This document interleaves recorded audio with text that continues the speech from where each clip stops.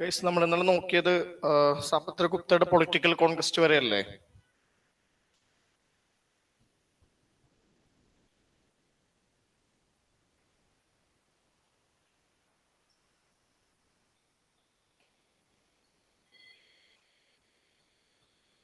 ഇതെന്താ?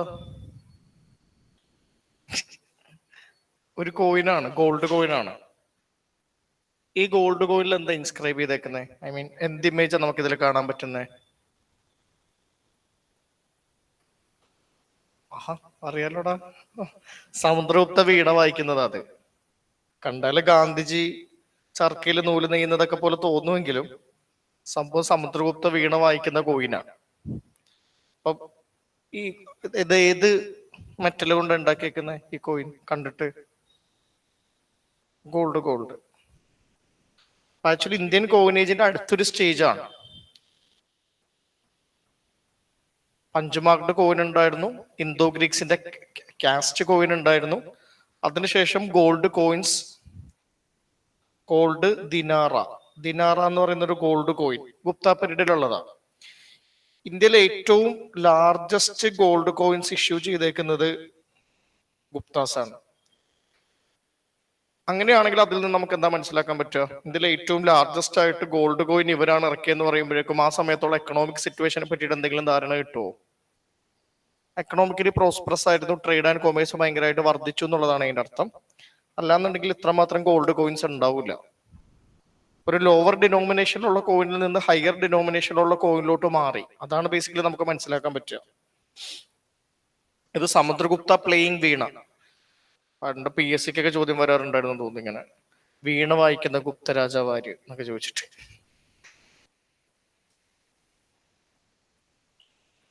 അദ്ദേഹം ശരിക്കും വീണ വായിക്കുമില്ലയോ എന്നുള്ളതൊന്നും അറിയില്ല കേട്ടോ. നമ്മളൊക്കെ ഇപ്പൊ ഗിത്താർ വായിക്കാൻ പഠിച്ചിട്ടൊന്നും അല്ലല്ലോ ഇൻസ്റ്റയിൽ പിക്ക് ഇടുന്നത്. അതൊക്കെ അതുപോലെ ആകാം. ചിലപ്പോ ഒരു ബന്ധം ഉണ്ടാവൂല വീണയായിട്ടൊന്നും. പക്ഷെ ഗുപ്ത പീരീഡ് ഇന്ത്യയുടെ കൾച്ചറൽ ഹെറിറ്റേജിന്റെ ഒരു എപ്പിറ്റോമാണ്. അപ്പം പൊതുവെ അവർക്ക് ഇതിനോടൊക്കെ താല്പര്യം ഉണ്ടായിട്ടുണ്ടാവും, ഇത് ചെയ്തിട്ടും ഉണ്ടാവും. മാത്രമല്ല, ഈ കോയിൻ കണ്ടിട്ട് നിങ്ങൾക്ക് വേറെ എന്തെങ്കിലും കമന്റ് പറയാൻ തോന്നുന്നുണ്ടോ ഇതുവരെയുള്ള കോയിൻസ് വെച്ച് നോക്കുന്ന സമയത്ത്? എന്താടി? അല്ലല്ല, അതിന്റെ ഉള്ളിലുള്ള ഒരു സംഭവം വെച്ചിട്ടല്ല, മൊത്തത്തിലുള്ള കോയിന്റെ ഡിസൈൻ വെച്ചിട്ട്. ആർട്ടിസ്റ്റിക് അല്ലേ? ഇതിന് മുന്നേ ഉള്ള കോയിൻസ് വെച്ച് നോക്കുമ്പോഴേക്കും കുറെ കൂടി ആർട്ടിസ്റ്റിക് ആണ്. ഒരു ഭംഗിക്ക് ഇമ്പോർട്ടൻസ് കൊടുത്തിട്ടുണ്ട്. വെറുതെ കോയിൻ ഇറക്കുക എന്നുള്ളത് മാത്രമല്ല, വളരെ ബ്യൂട്ടിഫുൾ ആയിട്ടുള്ള ഒരു കോയിൻസ് ഉണ്ടാക്കാനായിട്ട് ശ്രമിച്ചിട്ടുണ്ട്.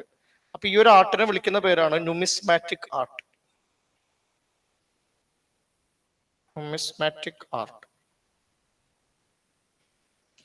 ന്യൂമിസ്മാറ്റിക് ആർട്ട് എന്ന് പറഞ്ഞു കഴിഞ്ഞാല് കോയിനേജിൽ ചെയ്യുന്ന ഒരു ആർട്ടാണ്.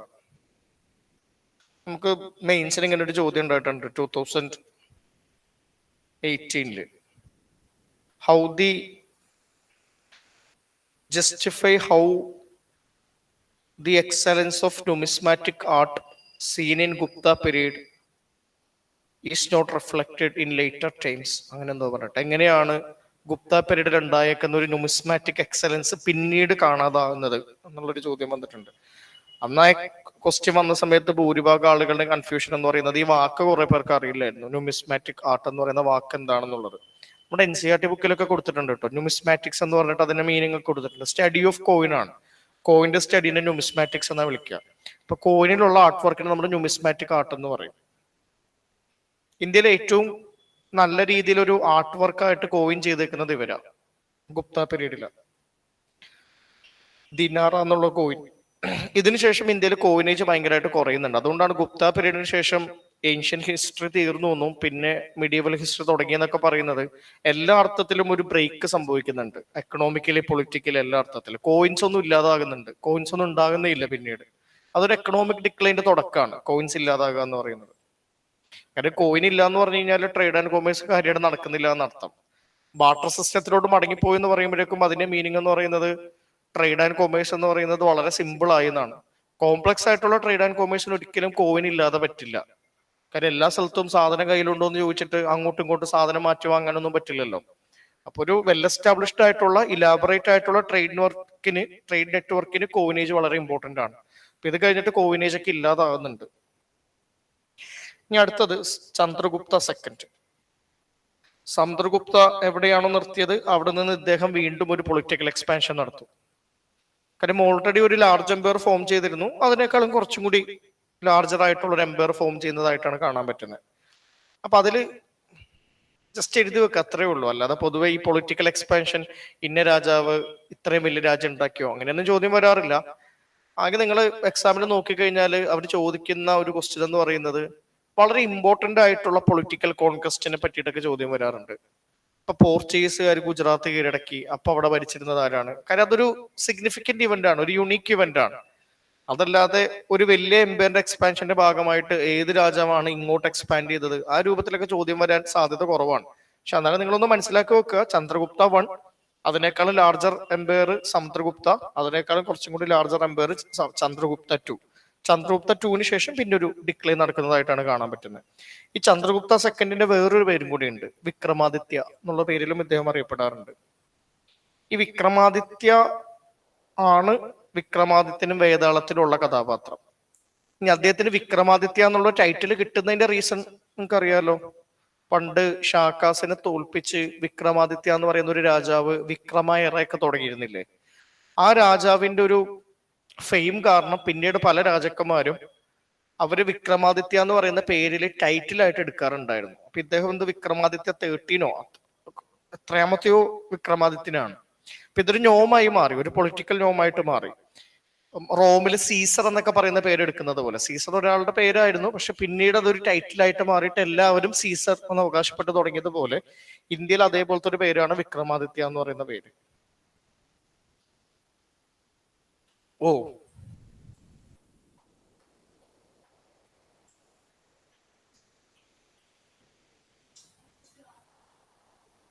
കോയിൻസിൽ രാജാവിന്റെ ഇമേജ് വെക്കുന്നത് ഇന്തോ ഗ്രീക്സിൽ തുടങ്ങിയായിരുന്നു.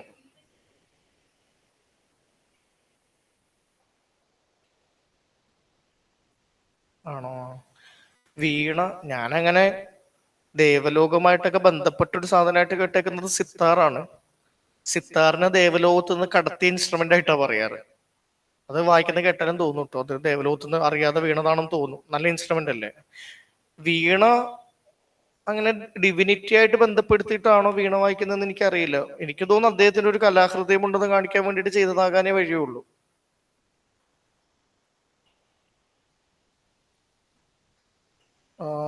നീ പറയുന്ന ലോജിക്ക് കറക്റ്റ് ആണ്. അതായത് പൊതുവെ ഹിന്ദു ദൈവങ്ങൾ എസ്പെഷ്യലി സ്ത്രീകളെ കാണിക്കുന്ന സമയത്ത് അവരുടെ കയ്യിൽ എന്തെങ്കിലും ഒരു ഇൻസ്ട്രുമെന്റ് വീണൊക്കെ ഉണ്ടാകാറുണ്ട്.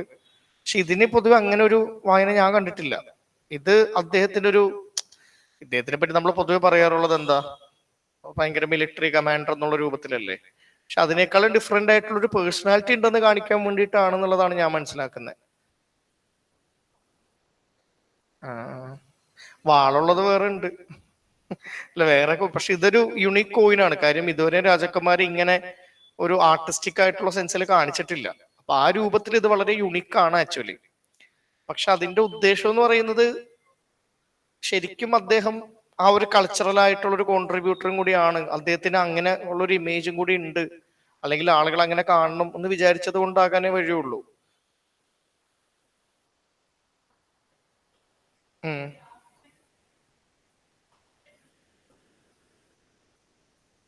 അല്ല, ന്യൂമിസ്മാറ്റിക് ആർട്ട് കോയിന്റെ ഉള്ളിൽ നമ്മൾ ആർട്ടിസ്റ്റിക് ആയിട്ട് ഓരോരോ ഡിസൈൻ ഒക്കെ ചെയ്യുന്നതിനാണ് ന്യൂമിസ്മാറ്റിക് ആർട്ട് എന്ന് പറയുന്നത്.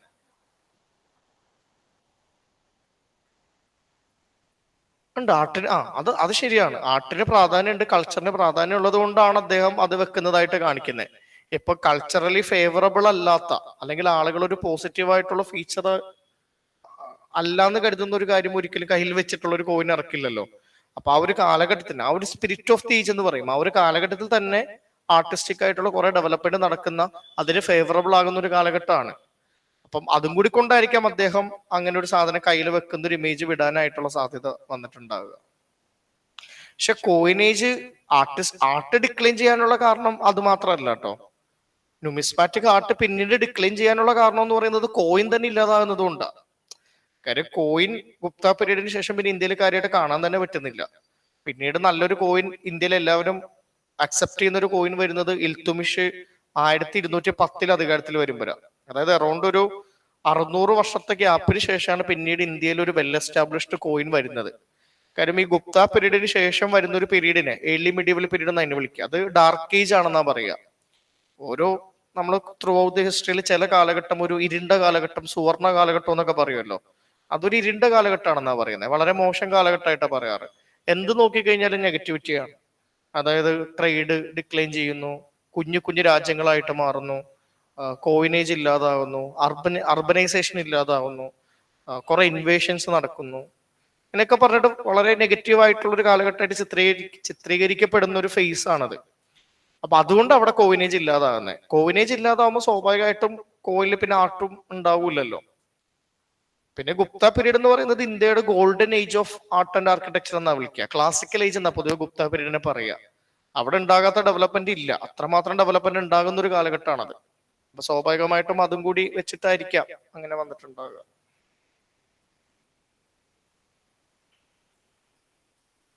നമുക്ക് നോക്കാനുള്ളത് ഈ ചന്ദ്രഗുപ്ത സെക്കൻഡിന്റെ കൊട്ടാരത്തിലുള്ള ഇമ്പോർട്ടന്റ് ആയിട്ടുള്ള പേഴ്സണാലിറ്റീസിനെ പറ്റിയിട്ടാണ്.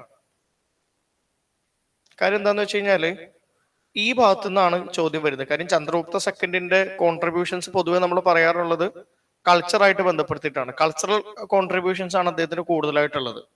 അപ്പൊ അദ്ദേഹത്തിന്റെ കൊട്ടാരത്തില് നവരത്ന എന്ന് പറയുമ്പോഴേക്കും 9 ഇമ്പോർട്ടന്റ് ആയിട്ടുള്ള പേഴ്സണാലിറ്റീസ് ഉണ്ടായിരുന്നു. പല മേഖലയിൽ കഴിവ് തെളിയിച്ച 9 ഇമ്പോർട്ടന്റ് ആയിട്ടുള്ള പേഴ്സണാലിറ്റീസ്.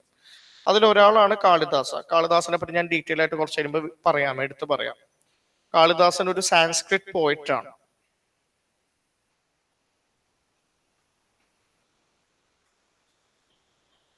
ഭയങ്കര ഇമ്പോർട്ടൻസ് ഉള്ള ഒരു പോയിറ്റ് ആണ് കേട്ടോ. കാര്യം കാളിദാസന്റെ റൈറ്റിംഗ് മുതലാണ് നമ്മൾ ക്ലാസിക്കൽ സാൻസ്ക്രിറ്റ് എന്ന് പറയുന്ന ഒരു സാൻസ്ക്രിറ്റ് വരുന്നത്. അതിനു മുമ്പുള്ളതിനെ നമ്മൾ പ്രീ ക്ലാസിക്കൽ സാൻസ്ക്രിറ്റ് എന്നാ വിളിക്കാം, പ്രീ ക്ലാസിക് സാൻസ്ക്രിറ്റ്. കാരണം ഇദ്ദേഹത്തിന്റെ എഴുത്തിന്റെ രൂപം വേറൊരു ടൈപ്പ് ഓഫ് എഴുത്താണ്. അപ്പൊ അതുകൊണ്ട് തന്നെ ഇന്ത്യയിലെ ഏറ്റവും സെലിബ്രേറ്റഡ് ആയിട്ടുള്ളൊരു സാൻസ്ക്രിറ്റ് റൈറ്റർ ആയിട്ടാണ് കാളിദാസനെ നമ്മൾ പറയാറുള്ളത്.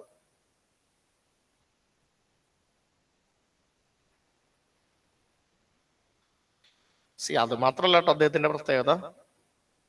അതായത് ഈ റൊമാൻറ്റിസിസം എന്ന് പറയുന്ന ഒരു ഫിനോമിനൻ യൂറോപ്പിലൊക്കെ വരുന്നത് 1700-കൾക്കൊക്കെ ശേഷമാണ്.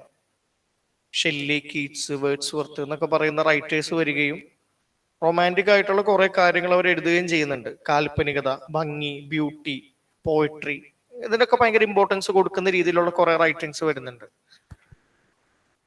അവരെ പോലും സ്വാധീനിച്ച കൃതിയാണെന്നാ പറയുന്നത്. അതായത് അതൊക്കെ വരുന്നതിന് വളരെ മുന്നേ തന്നെ ഇന്ത്യയിൽ റൊമാൻറ്റിക് ആയിട്ടുള്ള റൈറ്റിങ്സ് വന്നിട്ടുണ്ട്. കാളിദാസന്റെ ഡ്രാമാസ് ഒക്കെ ഭയങ്കര റൊമാൻറ്റിക് ആയിട്ടുള്ള സംഭവമാണ്.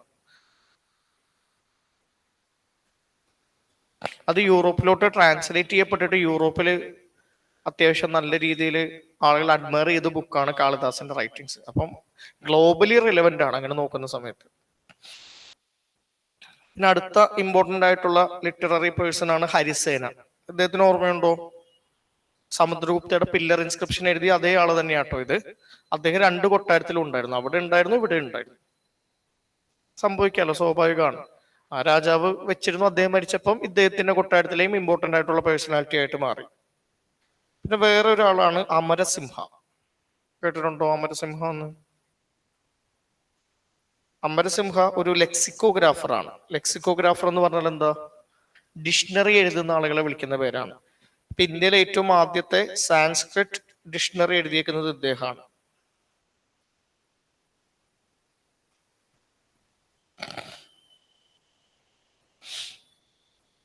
ലെക്സിക്കോഗ്രാഫർ ആണ്. He wrote a Sanskrit dictionary. ഒരു സാൻസ്ക്രിറ്റ് ഡിക്ഷണറി എഴുതുന്നതായിട്ട് കാണാൻ പറ്റുന്നുണ്ട്. അതിന്റെ പേരാണ് അമരകോശ.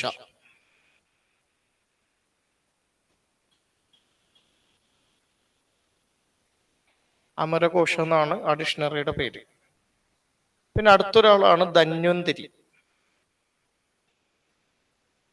Dhanvantari is a physician. ഒരു ഫിസീഷ്യനാണ്, ഡോക്ടറാണ്. എളുപ്പത്തിൽ മനസ്സിലാക്കാവുന്നതേ ഉള്ളൂ. ആയുർവേദ കടകൾക്കൊക്കെ എല്ലാത്തിനും ഈ പേരിട്ട് വെക്കാറുണ്ട്. Dhanvantari ayurvedic shop. കഹപനക. ഇദ്ദേഹം ഒരു ആസ്ട്രോളജർ ആണേ. ഈ ആസ്ട്രോളജറും ആസ്ട്രോണമറും തമ്മിലുള്ള വ്യത്യാസം എന്താ?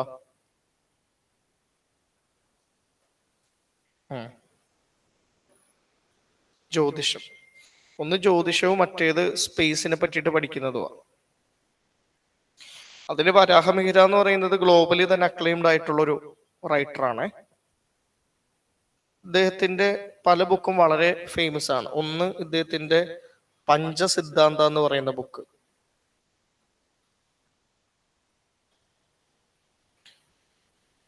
പിന്നെ ബൃഹത് സംഹിത എന്ന് പറയുന്ന ബുക്ക്.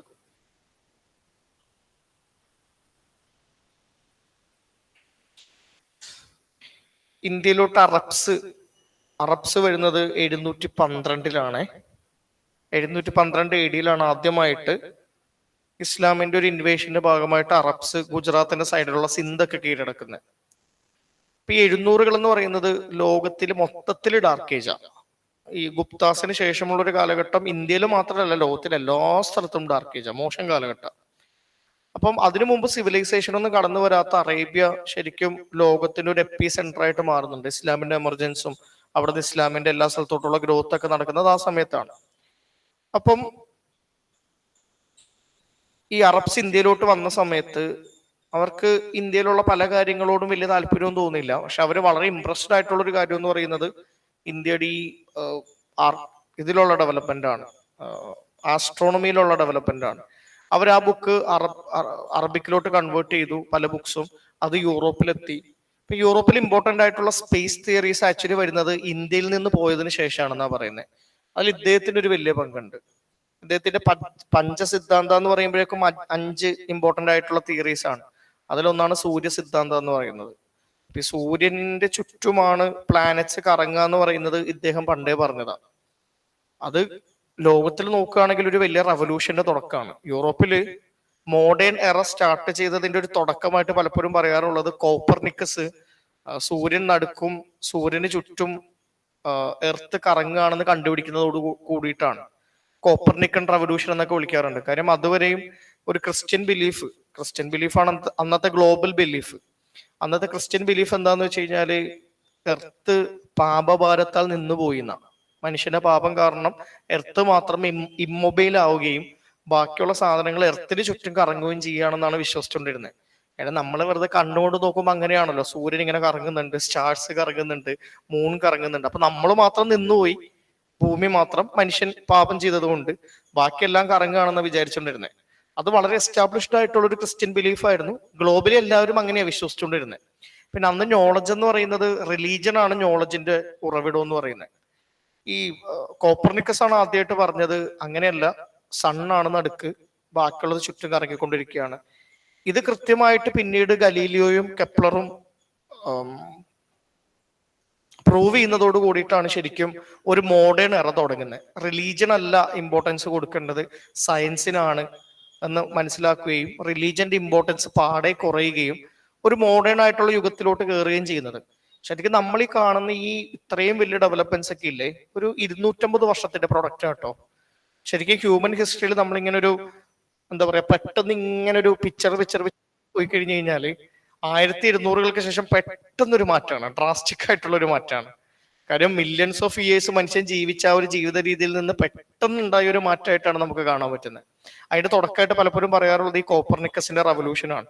നമ്മൾ നോക്കുമ്പോൾ കുഞ്ഞിക്കാരിയാണ് കേട്ടോ, പക്ഷെ അതിന്റെ ഇമ്പോർട്ടൻസ് ഭയങ്കര വലുതായിരുന്നു. അപ്പൊ അതിനു മുമ്പേ തന്നെ ഇന്ത്യയിൽ നിന്ന് ഇത് ഇങ്ങനെയുള്ള കാര്യങ്ങളൊക്കെ ഇന്ത്യക്കാർ എഴുതിയിട്ടുണ്ട്.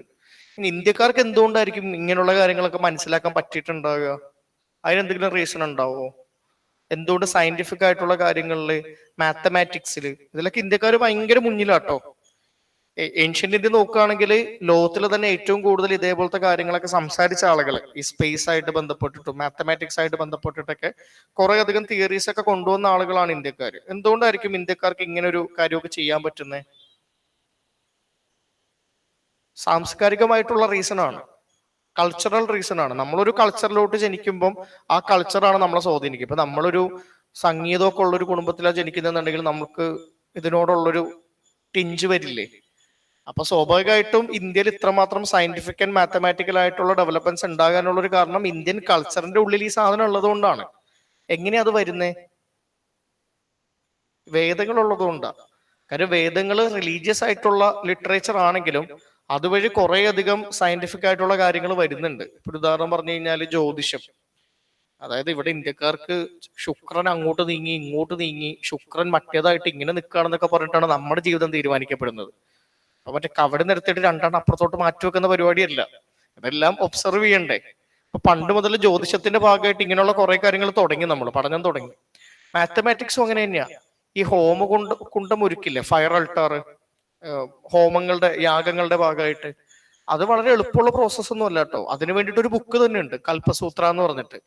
ഈ കൽപ്പസൂത്രയിലാണ് ഹോമകുണ്ടങ്ങൾ എങ്ങനെയാണ് ഒരുക്കേണ്ടത് എന്നുള്ളതിനെ പറ്റിയിട്ട് പറയുന്നത്. അതിന് മാത്തമാറ്റിക്കൽ ഫോർമുല ഒക്കെ ഉണ്ട്. വീടിൽ നിന്ന് 4 നാഴിക മാറി 32 സെന്റിമീറ്റർ അങ്ങോട്ട് നീങ്ങി ഇത്ര ഇതിൽ തിരിച്ച് എന്നൊക്കെ പറയാം. അപ്പം ഇതിനെല്ലാം കൃത്യമായിട്ടുള്ള കണക്കെടുക്കണം. അപ്പൊ ഇത് കണ്ടിന്യൂസ്ലി ഇന്ത്യയിൽ ചെയ്യുന്നുണ്ട്. അത് മതത്തിന്റെ ഭാഗം തന്നെയായി മാറിക്കഴിഞ്ഞു ഇതെല്ലാം തന്നെ. അപ്പൊ അങ്ങനെയുള്ള ഒരു കൾച്ചറിൽ സ്വാഭാവികമായിട്ടും ഇതേപോലത്തെ ഡെവലപ്മെന്റ്സ് വരാനുള്ള സാധ്യത കൂടുതലാണ്. അപ്പൊ അതുകൊണ്ട് ഇന്ത്യ ലോകത്തിന്റെ പല സയന്റിഫിക് ആയിട്ടുള്ള സംഭവങ്ങൾക്കും ഒരു റീസൺ ആയി മാറിയിട്ടുണ്ട്. ഏൻഷ്യൻ സിവിലൈസേഷൻ നല്ലതായതുകൊണ്ട്, അത്രേ ഉള്ളൂ. ഇപ്പൊ മോശമാണ്, ഇനിയൊന്നും ചെയ്യാൻ പറ്റൂല.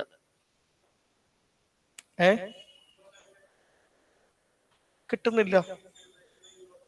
അതെ അതെ അതെ. യൂറോ സെൻട്രിക് ആയിട്ടാണ് എല്ലാ കാര്യങ്ങളും എഴുതപ്പെട്ടേക്കുന്നത്. ഇപ്പൊ ഒരു ഉദാഹരണം പറഞ്ഞു കഴിഞ്ഞാല് ലോകത്തിലൊരുതും എല്ലാ ആളുകളും പഠിക്കുന്നത് ഇന്ത്യ കണ്ടെത്തി, അമേരിക്ക കണ്ടെത്തി എന്നല്ലത്. കണ്ടെത്തുന്നല്ലോ, പണ്ടേ ഉള്ളതല്ലേ. ഒരു മോഡേൺ എറയില്ലേ, മോഡേൺ സിവിലൈസേഷൻ, ആ മോഡേൺ സിവിലൈസേഷന്റെ ഒരു ഈറ്റില്ല, അതിന്റെ തുടക്കക്കാർ യൂറോപ്യൻസാണ്. അപ്പൊ ഇന്ന് നമ്മൾ കാണുന്ന ഈ സിവിലൈസേഷൻ അവർ തുടങ്ങിയത് കൊണ്ടും അതിന്റെ ഫ്രണ്ട് റണ്ണറും ഹിസ്റ്റോറിക്കൽ ആയിട്ടുള്ള ആ ഒരു അഡ്വാൻറ്റേജ് അവർക്ക് കിട്ടിയത് കൊണ്ടും ആ ഒരു രീതിയിലാണ് എല്ലാ കാര്യങ്ങളും കാണുന്നത്. സ്വാഭാവികമാണ്, നമ്മൾ കുറ്റം പറയാൻ പറ്റില്ല. അപ്പൊ നമ്മളായിരുന്ന ആ ഒരു സിവിലൈസേഷൻ തുടങ്ങുന്ന ആളുകൾ എന്നുണ്ടെങ്കിൽ നമുക്ക് അതിന്റെ ക്രെഡിറ്റ് കിട്ടിയാണ്. ഇപ്പം റിനൈസ, യൂറോപ്യൻ എൻലൈറ്റ്മെന്റ്, ഇൻഡസ്ട്രിയൽ റവല്യൂഷൻ, ഇതൊക്കെയാണ് ഒരു മോഡേൺ വേൾഡിനെ ഷേപ്പ് ചെയ്തത്. French revolution, making of constitution, അതെല്ലാം യൂറോപ്പിൽ നിന്ന് വന്നേക്കുന്നതാണ്. സ്വാഭാവികമായിട്ട് അവർ വിചാരിക്കുന്ന പോലെയാണല്ലോ കാര്യങ്ങൾ പോവുള്ളൂ. കുറ്റം പറയാനൊന്നുമില്ല, യൂറോ സെൻട്രിക് ആണ് കാര്യങ്ങൾ. പിന്നെ അത് മാത്രമല്ല കേട്ടോ, വേറെയും റീസൺ ഉണ്ട്.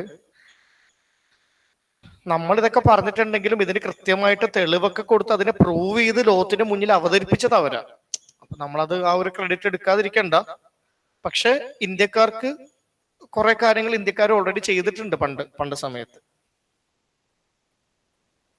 എങ്ങനെ നിന്ന രാജ്യമായിരുന്നില്ലേ നമ്മുടെ ശംഖു. അദ്ദേഹം ഒരു ആർക്കിടെക്റ്റ് ആണ്. വരരുചി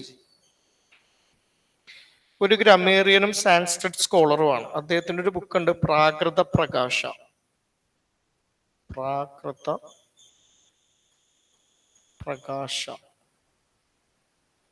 വളരെ ഫേമസ് ആയിട്ടുള്ള പ്രാകൃത് ഗ്രാമറിന്റെ ബുക്കാണ് പ്രാകൃത പ്രകാശ.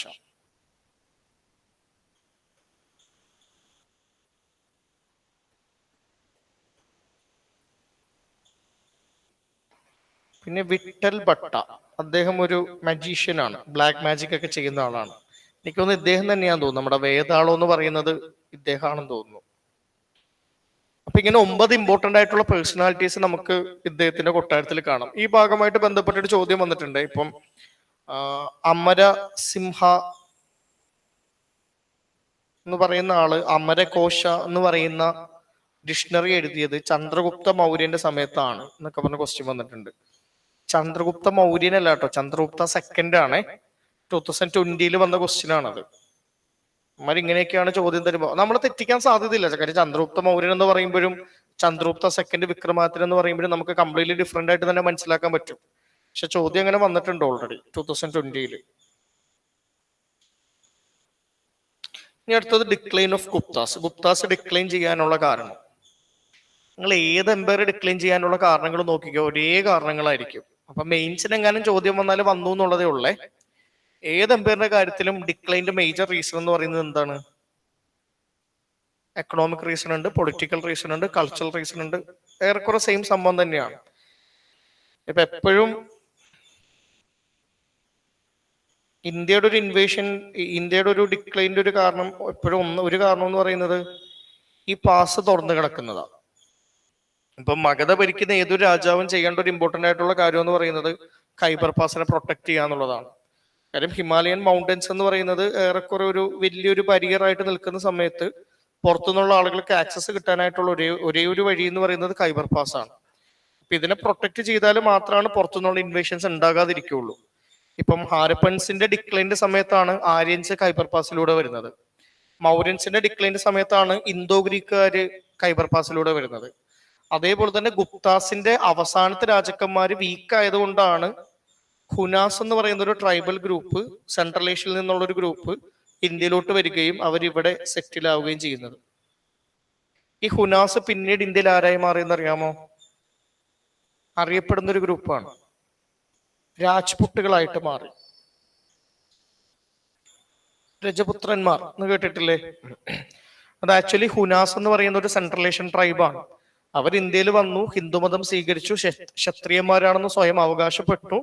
അവര് രാജ്പുട്ടുകളായിട്ട് മാറുന്നതായിട്ട് നമുക്ക് കാണാൻ പറ്റുന്നത്. അവരുടെ ഏരിയ നിങ്ങൾ നോക്കിക്കോ, രാജ്പുട്ടാന, രാജസ്ഥാൻ റീജിയൻ ആണ്.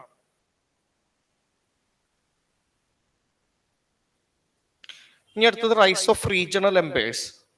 ഈ മൗര്യൻ എംപയറിന്റെ ഒരു കാര്യം നമ്മൾ കണ്ടായിരുന്നില്ലേ? വേസൽ സ്റ്റേറ്റുകളായിരുന്നു. ഡയറക്റ്റ് ആയിട്ടുള്ള കൺട്രോളിൽ കൊണ്ടുവരാതെ പല സ്ഥലങ്ങളെയും വേസൽ സ്റ്റേറ്റ് ആയിട്ട് വെക്കുന്നതായിട്ട് കാണാൻ പറ്റുന്നത്. അതായത് അവിടെയുള്ള പഴയ റൂളറിനോട് അദ്ദേഹത്തിനോട് റൂൾ ചെയ്യാൻ അനുവദിച്ചിട്ട് എന്ത് ചെയ്തു? അദ്ദേഹത്തിനോട് ടാക്സ് തരാനും അദ്ദേഹത്തിനോട് പരമാധികാരത്തിന് അംഗീകരിക്കാനും ഒരു മകളെ കൊട്ടാരത്തിലോട്ട് അയക്കാനും ഒക്കെ പറഞ്ഞിരുന്നു. ഇത് വർക്കബിൾ ആവും എപ്പോഴാ? മഗധ ഭരിക്കുന്ന ഗുപ്ത റൂളർ എത്രമാത്രം സ്ട്രോങ് ആണോ അപ്പൊ വർക്കബിൾ ആവും. പക്ഷെ അദ്ദേഹം എപ്പോഴാണോ വീക്ക് ആകുന്നത് അതനുസരിച്ചിട്ട് ഇവരെന്ത് ചെയ്യും? പതിയെ പതിയെ അതിൽ നിന്ന് സെപ്പറേറ്റ് ആയിട്ട് പോയിട്ട് ഇൻഡിപെൻഡന്റ് ആയിട്ടുള്ള പുതിയ രാജ്യങ്ങൾ കണ്ടെത്തും. അപ്പൊ അതുകൊണ്ടാണ് ഈ സമയത്ത് റീജിയണൽ എംപയേഴ്സ് ഉണ്ടാകുന്നത്. ഈ ചന്ദ്രഗുപ്ത സെക്കൻഡിന് ശേഷം വരുന്ന വീക്ക് ആയിട്ടുള്ള സക്സസേഴ്സിന്റെ കഴിവുകേട് കൊണ്ടാണ് ഹുനാസ് ഇന്ത്യയിലോട്ട് കയറി വരുന്നത്, വാസൽ സ്റ്റേറ്റുകൾ വിഘടിച്ചിട്ട് പുതിയ സ്റ്റേറ്റുകളായിട്ട് മാറുന്നത്. ഇതെല്ലാം ആ റീസൺ കൊണ്ടാണ്. അടുത്തൊരു റീസൺ ആയിട്ട് പറയുന്നത് ഈ ലാൻഡ് ഗ്രാൻഡ് ആയിട്ട് ബന്ധപ്പെട്ടേക്കുന്ന ഒരു സംഭവമാണ്. എന്തുകൊണ്ടാണ് ഗുപ്ത എംപയർ പിന്നീട് ഒരു സമയത്ത് വീക്ക് ആകുന്നത്? ഇപ്പൊ വീക്ക് സക്സസേഴ്സ് വന്നു എന്നൊക്കെ പറയുമ്പോഴേക്കും വീക്ക് ആകാനുള്ള ഒരു കാരണം വേണമല്ലോ. രാജാവിന് കഴിവില്ലാത്തത് കൊണ്ട് മാത്രമായിരിക്കില്ല. ഇൻസ്റ്റിറ്റ്യൂഷണൽ ആയിട്ടുള്ള ഫെയിലിയർ ഉണ്ടാവും. എന്തെങ്കിലും ഒരു പുതിയൊരു സംഭവം തുടങ്ങിയിട്ട് അത് പരാജയപ്പെട്ടിട്ടുണ്ടാവും. അതിനൊരു സംഭവമാണ് ലാൻഡ് ഗ്രാൻഡ് എന്ന് പറയുന്നത്. ഈ ഗുപ്താസിനൊരു പണി ഉണ്ടായിരുന്നു. അവരെന്ത് ചെയ്തു? ബ്രാഹ്മൺസിനെ സോപ്പിടാൻ വേണ്ടിയിട്ട് ബ്രാഹ്മണന്മാർക്ക് കുറെ ലാൻഡ് കൊടുത്തിരുന്നു. ലാൻഡ് ഗ്രാൻഡ് ആയിട്ട് കൊടുത്തു. ലാൻഡ് കൊടുക്കാന്ന് പറയുമ്പോഴേക്കും ഒരു വീട് വെക്കാനുള്ള ലാൻഡ് അല്ല കേട്ടോ കൊടുക്കുന്നത്. ഒരു എൻറ്റയർ ഡിസ്ട്രിക്റ്റോ എൻറ്റയർ വില്ലേജോ ഒരു എൻറ്റയർ താലൂക്കൊക്കെയാ കൊടുക്കുക. വലിയൊരു ഏരിയ കൊടുക്കുക. അവിടെ ഓൾറെഡി ആളുകൾ ജീവിക്കുന്നുണ്ടാവും, താമസിക്കുന്നുണ്ടാവും. അവരുടെയും കൂടി കൺട്രോൾ ഇവർക്ക് കിട്ടുന്നുണ്ട്.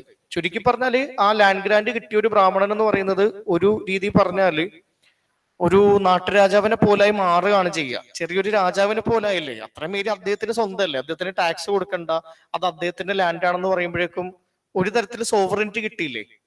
ടാക്സ് എന്ന് പറയുന്നത് ശരിക്കും രാജാവിന്റെ കീഴിൽ കൊണ്ടുവരാൻ വേണ്ടിയിട്ടുള്ള ഒരു വഴിയും കൂടിയല്ലേ, ഒരു ഫൈനാൻഷ്യൽ കൺട്രോൾ അല്ലേ. നിങ്ങൾ ടാക്സ് ഒന്നും തരണ്ട, ഈ ഒരു വില്ലേജ് നിങ്ങളുടെയാണെന്ന് പറഞ്ഞു കഴിഞ്ഞാൽ പിന്നെ എന്താ അതിന്റെ അർത്ഥം? നമ്മളവിടെ രാജാവായി എന്നല്ലേ അർത്ഥം. ഇത് ബ്രാഹ്മണന്മാർക്ക് കൊടുത്തത് ക്ഷത്രിയ സ്റ്റാറ്റസ് കിട്ടി ലെജിറ്റിമസി ഉറപ്പിക്കാൻ വേണ്ടിയിട്ടാ. ക്ഷത്രിയന്മാർക്കും കൊടുക്കുന്നുണ്ട്. മിലിറ്ററി കമാൻഡേഴ്സ് ആയിട്ടൊക്കെ വർക്ക് ചെയ്യുന്ന, ഗവർണേഴ്സ് ആയിട്ട് വർക്ക് ചെയ്യുന്ന, മിനിസ്റ്റേഴ്സ് ഒക്കെ ആയിട്ട് വർക്ക് ചെയ്യുന്ന ക്ഷത്രിയന്മാരായിട്ടുള്ള ആളുകൾക്കും സാലറി ക്യാഷ് ആയിട്ട് കൊടുക്കാതെ ലാൻഡ് ആയിട്ട് കൊടുക്കുന്നുണ്ട്. അതുകൊണ്ടാണ് ഇന്ത്യയിൽ നിങ്ങൾ നോക്കിക്കഴിഞ്ഞാൽ രണ്ട് ഗ്രൂപ്പിനാണ് പൊതുവെ ലാൻഡ് കിട്ടിയേക്കുന്നത്, ബ്രാഹ്മണന്മാർക്കും ക്ഷത്രിയന്മാർക്കും. ഇന്ന് നോക്കിക്കഴിഞ്ഞാലും ലാൻഡിന്റെ ആ ഒരു അവൈലബിലിറ്റിയിൽ ആ ഒരു ഡിസ്പാരിറ്റി നമുക്ക് കാണാൻ പറ്റും. അതുകൊണ്ടാണല്ലോ പിന്നീട് ലാൻഡ് റിഫോംസ് ഒക്കെ നടത്തേണ്ടി വന്നത്.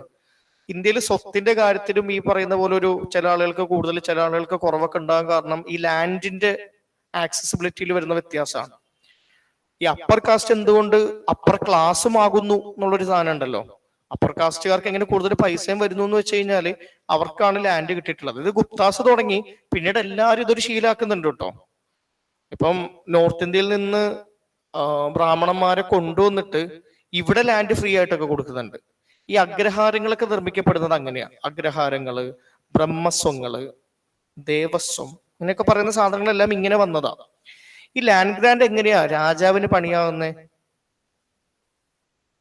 രാജാവിന്റെ സോവറിനിറ്റി കുറയും കേട്ടോ, അദ്ദേഹത്തിന്റെ ഡയറക്റ്റ് കൺട്രോളിലുള്ള ലാൻഡ് കുറയും. ഈ ലാൻഡ് കിട്ടിയ ആളുകൾ അവിടെ ഒരു നാട്ടുരാജാവിനെ പോലെയായിട്ട് മാറും. അവര് രാജ, റാണ, റായി എന്നൊക്കെ പറയുന്ന രൂപത്തിലാണ് പിന്നീട് അറിയപ്പെടുന്നത്. നമ്മുടെ ഐശ്വര്യ റായി ഒക്കെ ആ കാസ്റ്റിൽപ്പെട്ടതാണ്. ചില ആളുകളുടെ പേരിന്റെ അറ്റത്ത് റാണ എന്ന് കാണാറില്ലേ? റാണ ദുഗ്ഗപട്ടി, നിതീഷ് റാണ, ഹർഷിത് റാണ, ആ കാസ്റ്റിൽപ്പെട്ടതാണ്. അപ്പൊ ഒന്നങ്ങനെയാണ്, ലാൻഡ് പോകുന്നു. പക്ഷെ മെയിൻ ഇഷ്യൂ എന്താ? ലാൻഡ് പോകുന്നത് കൊണ്ടാണോ പ്രശ്നം, അതോ വേറെ എന്തെങ്കിലും പ്രശ്നമുണ്ടോ? റവന്യൂ കിട്ടാതാവുന്നു ലാൻഡിൽ നിന്ന്. പൈസ ഇല്ല രാജാവിന്റെ കയ്യിൽ. പൈസ ഇല്ലാതെ എങ്ങനെ ആർമീനെ മെയിൻറ്റെയിൻ ചെയ്യുന്നത്? ആർമി ഇല്ലാതാവും. ഫൈനാൻഷ്യലായിട്ട് എപ്പോഴും നമ്മൾ നല്ല രീതിയിലാകാന്ന് പറയുന്നത് ഒരു രാജ്യത്തിന്റെ വളർച്ചയ്ക്ക് വളരെ ഇമ്പോർട്ടന്റ് ആണ്. റവന്യൂ കളക്ഷൻ, ഫൈനാൻഷ്യൽ സ്റ്റെബിലിറ്റി, അതെപ്പോൾ നഷ്ടപ്പെടുന്നു അപ്പോഴൊക്കെ ഒരു രാജ്യത്തിന്റെ കാര്യത്തിൽ തീരുമാനമാവും. ഈ ഫൈനാൻഷ്യൽ സ്റ്റെബിലിറ്റി പല രൂപത്തിലായിരിക്കും രാജ്യങ്ങൾക്ക് നഷ്ടപ്പെടുക. ഇപ്പം ഹാരപ്പൻ സമയത്ത് ആ ഫൈനാൻഷ്യൽ സ്റ്റെബിലിറ്റി എങ്ങനെ നഷ്ടപ്പെട്ടെ? ഞാൻ പറഞ്ഞിരുന്നില്ലേ? പറഞ്ഞില്ല. മെസപ്പൊട്ടോമിയായിട്ടുള്ള ട്രേഡ് നിന്നതുകൊണ്ടാണ്. മൗര്യൻ പീരീഡിലോ ഇവര് കുറെ ബ്യൂറോക്രാറ്റിനെയൊക്കെ നിയമിച്ചു, കുറെ എന്തൊക്കെയോ പണിയാനൊക്കെ പോയിട്ട് ഫൈനാൻഷ്യൽ ആയിട്ടുള്ള ക്രൈസിസ് വന്നതാണ്. ഗുപ്ത പീരീഡിൽ ഇതാണ് ഒരു റീസൺ, ഇതാണ് ലാൻഡ് ഗ്രാൻഡ് ആണ്, റവന്യൂ കിട്ടാതെയായി. രണ്ടാമത്തത് ഡിക്ലൈൻ ഓഫ് ഫോറിൻ ട്രേഡ് ആണ്. ഫോറിൻ ട്രേഡ് ഡിക്ലൈൻ ആകുന്നതാണ്. ആ പോയിന്റ് ഓർത്തു വെക്കാൻ നിങ്ങൾ ഇങ്ങനെ വിചാരിച്ചാൽ മതിയേ. ലോകത്തിലെ എല്ലാ സ്ഥലത്തും ഡാർക്ക് ഏജ്, ഒരു ഇരുണ്ട കാലഘട്ടം തുടങ്ങുന്നത് 600കളിലാണ്.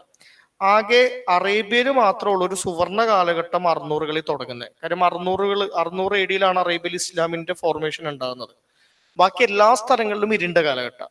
ഇന്ത്യയിൽ 600കളുടെ തുടക്കത്തിലാണ് ഗുപ്താസ് ഇല്ലാതാകുന്നത്, ഡിക്ലൈൻ ഓഫ് ഗുപ്താസ്. യൂറോപ്പില് 600കളുടെ തുടക്കത്തിലാണ് റോമൻ എംപയർ ഡിക്ലൈൻ ആകുന്നത്. അപ്പം ലോകത്തിൽ സിവിലൈസേഷൻ ഉള്ള 2 സ്ഥലങ്ങൾ, ഒന്ന് റോമും ഒന്ന് ഇന്ത്യയും. ഈ 2 സ്ഥലങ്ങളിലും ആ ഒരു ഡിക്ലൈൻ തുടങ്ങുന്ന സമയം എന്ന് പറയുന്നത് 600കളാണ്. എന്തുകൊണ്ടാണ് ഇസ്ലാം അറേബ്യ എന്ന് പറയുന്ന ഒരു സ്ഥലത്ത് നിന്ന് ചെറിയൊരു ട്രൈബൽ റിലീജിയൻ ആയിട്ട് ഉയർന്നിട്ട് എല്ലാ സ്ഥലത്തോടും സ്പ്രെഡ് ആകുന്നതെന്ന് പറഞ്ഞു കഴിഞ്ഞാല്, ആ സമയത്ത് മൊത്തത്തില് ലോകം ഒരു മോശം സിറ്റുവേഷനിലാണ് എന്നുള്ളതും കൂടിയാണ്. അതായത് ഗ്ലോബലി ഒരു മോശം സിറ്റുവേഷനിലാണ് അന്ന് എല്ലാവരും ഉള്ളത്. ഗുപ്താസ് ഡിക്ലൈൻ ചെയ്യുന്നു, റോം ഡിക്ലൈൻ ചെയ്യുന്നു. ഇസ്ലാം മാത്രമാണ് 600കളുടെ തുടക്കത്തിൽ ഒന്ന് മെച്ചപ്പെട്ട് നിൽക്കുന്ന, അറേബ്യ മാത്രമാണ് മെച്ചപ്പെട്ട് നിൽക്കുന്നത്. നമുക്ക് ഈ ഗുപ്താസ് ആയിട്ട് റോമായിട്ട് ട്രേഡ് റിലേഷൻഷിപ്പ് ഉണ്ടായിരുന്നു, അത് ഈ സമയത്ത് ഇല്ലാതാകുന്നുണ്ട്. ഇപ്പൊ decline of foreign trade decline ചെയ്യുന്നുണ്ട്.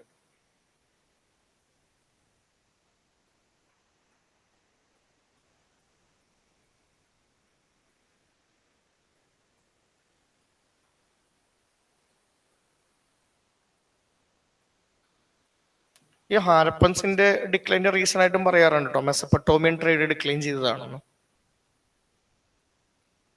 ട്രേഡ് ഇല്ലാതാകുന്നത് വലിയൊരു ക്രൈസിസ് തന്നെയാണ് ആക്ച്വലി. ഇതിങ്ങനെ ഓർത്തു വെച്ചാൽ മതി, എല്ലാ സ്ഥലത്തും ഒരേ റീസൺ തന്നെയായിരിക്കും. അത് ഓരോ സമയത്തും ഇന്ന കാരണങ്ങളാണെന്നൊന്ന് ഓർത്തു വെക്കണമെന്ന് മാത്രമേ ഉള്ളൂ.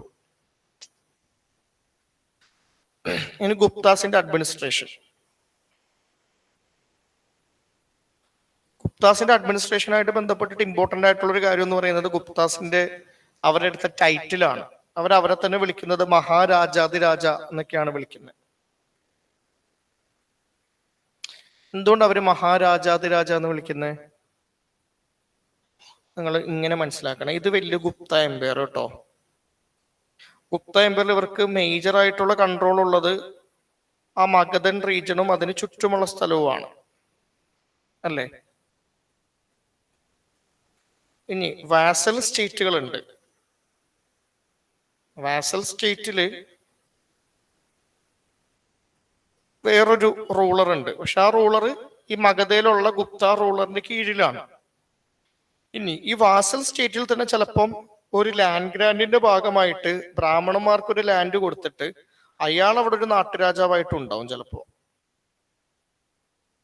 വാസൽ സ്റ്റേറ്റ് എന്ന് പറയുന്ന ഒരു വലിയ പ്രദേശത്തെ ഒരു ലാൻഡ് ഗ്രാൻഡ് കൊടുത്തു കഴിഞ്ഞാൽ, ഒരു വില്ലേജ് ഒരാൾക്ക് തീരെഴുതി കൊടുത്തു കഴിഞ്ഞാൽ അയാൾ അവിടുത്തെ ഒരു ചെറിയ രാജാവിനെ പോലായിട്ട് മാറുകയല്ലേ. ഒരു മംഗലശ്ശേരി നീലകണ്ഠനും അറക്കൽ മാധവനുണ്ണിയൊക്കെ ആയിട്ട് അയാൾ മാറും ആ ലാൻഡൊക്കെ കിട്ടിയിട്ട്. നിങ്ങൾ നോക്കി എത്ര തട്ടില രാജാവുള്ളത്. ഏറ്റവും തട്ടിലൊരു സാധാ രാജാവുണ്ട്, പിന്നെ ഒരു വാസൽ ചീഫ് എന്ന് പറയുന്ന വേറെ രാജാവുണ്ട്, ഏറ്റവും മേളിൽ ഒരു ഗുപ്ത റൂളർ ഉണ്ട്. അപ്പൊ ഇതുകൊണ്ടാണ് ഇവരെ മഹാരാജാതിരാജ എന്ന് വിളിക്കുന്നത്. അതായത് രാജാവിന്റെ രാജാവിന്റെ രാജാവാണ് ഇവര്. അപ്പൊ മഹാരാജാതിരാജ. അല്ലാതെ അതൊരു പോമ്പസ് ടൈറ്റിൽ ആയതുകൊണ്ട് മാത്രം എടുത്തതല്ല. ആ ടൈറ്റിൽ എടുക്കുന്നതിന്റെ പിന്നിൽ അതിൻ്റെതായിട്ടുള്ള കാരണങ്ങളുണ്ട്, റീസൺസ് ഉണ്ട്. മഹാരാജാതിരാജ. ഇന്ത്യയിൽ ഫ്യൂഡലിസം ഭയങ്കരമായിട്ട് സ്ട്രെങ്തൻ ചെയ്യുന്നതും ഈ ഒരു കാലഘട്ടത്തിലാണ്. അത് ഈ ലാൻഡ് ഗ്രാൻഡിൽ നിന്നാണ് തുടങ്ങുന്നത്. ഫ്യൂഡലിസം എന്ന് പറഞ്ഞു കഴിഞ്ഞാല് ഒന്നിൽ കൂടുതൽ തട്ടില് അധികാരത്തിലുള്ള ആളുകൾ ഉണ്ടാവും. ഒരു നാട്ടുരാജാവ്, പിന്നെ ആ പ്രദേശത്തിന് വേറെ രാജാവ്, പിന്നെ മൊത്തത്തിൽ വേറെ രാജാവ്.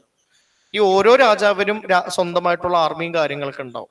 പറയുമ്പം ഈ രാജാവിന്റെ കീഴിൽ ഈ രാജാവ്, ഈ രാജാവിന്റെ കീഴിൽ ഈ രാജാവ് എന്നൊക്കെ പറയുവേ, പക്ഷെ അത് പൂർണ്ണമായിട്ട് കീഴിലല്ല. ആക്ച്വലി കോൺഗ്രസ് ഒക്കെ പോലെയാണ്. കോൺഗ്രസിൽ നമ്മൾ പറയുമല്ലോ, രാഹുൽ ഗാന്ധിക്ക് കീഴില് വി ഡി സതീശൻ, വി ഡി സതീശന്റെ കീഴില് രാഹുൽ മാങ്കൂട്ടത്തിൽ, രാഹുൽ മാങ്കൂട്ടത്തിന്റെ കീഴില് പഞ്ചായത്തിലുള്ള ഒരു മെയിൻ അണി എന്ന് പറയില്ലേ. പക്ഷെ ആക്ച്വലി ഇത് ഇങ്ങനെയാണോ? കീഴിലല്ല. ആക്ച്വലി അവർക്ക് അവരുടേതായിട്ടുള്ള തട്ടിൽ ഇൻഡിപെൻഡന്റ് ആയിട്ടുള്ള അധികാരമുണ്ട്. ഇപ്പൊ ഒരു ഉദാഹരണം പറഞ്ഞു കഴിഞ്ഞാല്, വി ഡി സതീശൻ രാഹുൽ ഗാന്ധിക്ക് കീഴിലാകണമെന്നൊന്നുമില്ല. ഇപ്പൊ വി ഡി സതീശൻ പറയുകയാണ്, എനിക്ക് സാധനം തന്നില്ല എന്നുണ്ടെങ്കിൽ ഞാൻ പാർട്ടി വിടുകയാണെന്ന് പറഞ്ഞു കഴിഞ്ഞാല് രാഹുൽ ഗാന്ധി വന്ന് ഇവിടെ വന്ന് സോപ്പിടും. അങ്ങനെ ചെയ്യേണ്ട ആവശ്യമില്ലല്ലോ. അപ്പൊ കീഴിലല്ല, പുള്ളിക്ക് പുള്ളിയുടേതായിട്ടുള്ള ഇൻഡിപെൻഡൻസ് ഉണ്ട്. അതുപോലെ തന്നെ ഇവിടെ നമ്മൾ വിചാരിക്കും ഈ ഗുപ്ത റൂളറിന്റെ കീഴിലാണ് വാസൽ സ്റ്റേറ്റിന്റെ റൂളർ എന്ന്. പക്ഷെ പൂർണ്ണമായിട്ടും കീഴിലല്ല കേട്ടോ. അദ്ദേഹത്തിന് അദ്ദേഹത്തിൻ്റെതായിട്ടുള്ള ആർമി ഉണ്ട്, അദ്ദേഹത്തിൻ്റെതായിട്ടുള്ള സ്ഥലമുണ്ട്. ഈ നാട്ടുരാജാവ് എന്ന് പറയുന്ന ആൾക്കും അയാളുടെ സ്വന്തമായിട്ടുള്ള ആർമി ഉണ്ട്. അപ്പൊ ഒരു പ്രത്യേക രീതിയിലുള്ള ഒരു പൊളിറ്റിക്കൽ ഹയറാർക്കി വരും. സെൻട്രലൈസേഷൻ അല്ല. സെൻട്രലൈസേഷൻ എന്ന് പറഞ്ഞു കഴിഞ്ഞാല് അയാളുടെ കീഴിലായിരിക്കും ഇയാള് എന്താണെങ്കിലും. അതായത് ഗവർണർ എന്ന് പറയുന്നത് സെൻട്രലൈസേഷന്റെ ഒരു ഭാഗമായിട്ട് പറയാം. എന്തുകൊണ്ടാ? ഗവർണറോട് പറയാണ് താങ്കൾ തിരിച്ചു പോരും, താങ്കളെ മാറ്റുകയാണെന്ന് പറഞ്ഞാൽ കഴിഞ്ഞു. പക്ഷെ അതുപോലെയല്ല ഈ സാധനം വർക്ക് ചെയ്യുന്നത്. ഇതിനെ ഫ്യൂഡലിസം എന്നാ വിളിക്കുക. ഫ്യൂഡലിസം, ഫെഡറലിസം, സെൻട്രലൈസേഷൻ ഇതെല്ലാം വേറെ വേറെ സാധനങ്ങളാണ്. ഫ്യൂഡലിസം ഒരു പ്രത്യേക രീതിയിലുള്ള ഒരു ഭരണ സംവിധാനമാണ്. അത് ഇന്ത്യയിൽ വരുന്നത് ഈ സമയത്താണ്.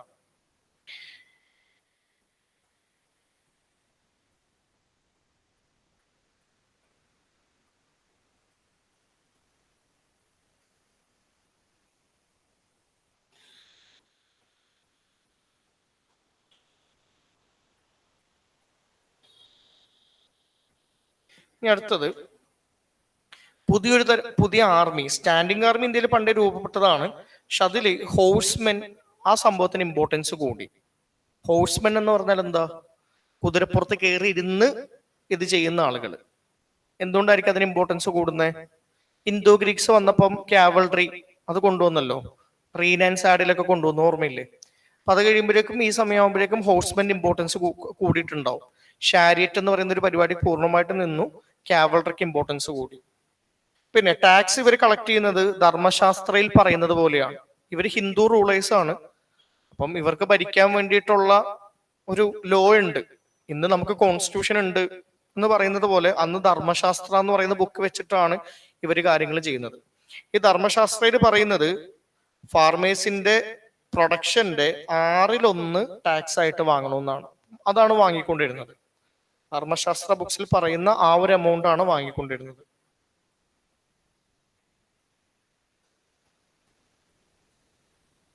പിന്നെ വിഷ്ടി എന്ന് പറയുന്ന വേറൊരു സാധനം ഉണ്ട്. അത് ഫോഴ്സ്ഡ് ലേബർ ആണ്. ഇപ്പൊ ഫാർമേഴ്സ് ആയിട്ടുള്ള ആളുകളുടെ കയ്യിൽ നിന്ന് പ്രൊഡ്യൂസ്, അവർ അഗ്രികൾച്ചറൽ ഗ്രെയിൻസ് ഉണ്ടാക്കുമ്പോൾ അത് ടാക്സ് ആയിട്ട് വാങ്ങാം. അല്ലാത്ത ആളുകളുടെ കയ്യിൽ നിന്നോ വേണമെങ്കിൽ കോയിനായിട്ട് വാങ്ങാം, അല്ലെങ്കിൽ അവരെ കൊണ്ട് ജോലി ചെയ്യിപ്പിച്ചാലും മതി. അപ്പൊ വിഷ്ടി എന്ന് പറയുന്നത് ഒരു തരം ജോലി ചെയ്യിപ്പിക്കലാണ്, പക്ഷെ അത് ടാക്സ് ആയിട്ടാണ് ചെയ്യിപ്പിക്കുന്നത്. ഇപ്പൊ ഒരു കാർപ്പൻറ്റർ ഉണ്ടെന്ന് വിചാരിക്കുക, മരപ്പണിക്കാരൻ, അയാൾ ടാക്സ് കൊടുക്കണം. അപ്പൊ അയാളോട് പറയും, നിങ്ങൾ ടാക്സ് എന്ന് പറയുന്നത് ഇവിടെ കൊട്ടാരത്തിൽ വന്നിട്ട് 2 കട്ടില് പണിത് തന്നിട്ട് പോയിക്കോളാൻ പറയും. അപ്പൊ അതൊരു തരം ഫോഴ്സ്ഡ് ലേബർ ആണ്, but it is A tax. അതൊരു ടാക്സ് ആണ്. ഈ സമയത്താണ് ലോ ബുക്സിന്റെ കമ്പൈലേഷൻ ഒക്കെ നടക്കുന്നത്. കമ്പൈലേഷൻ ഓഫ് ലോ ബുക്സ് ഒക്കെ ഉണ്ടാകുന്നത് ഈ സമയത്താണ്. ഈ സമയത്തുള്ള ഇമ്പോർട്ടന്റ് ആയിട്ടുള്ള ഒഫീഷ്യൽസിന്റെ പേരാണ് കുമാരമത്യാസ്. എന്തുകൊണ്ടായിരിക്കും അവർ കുമാരമത്യാസ് എന്ന് വിളിക്കുക? കുമാരന്മാര് ആണ് അവര് മിനിസ്റ്റേഴ്സ് ആയി മാറുന്നത് കൊണ്ടാണ്. രാജകുടുംബത്തിൽപ്പെട്ട അമാത്യാസ്.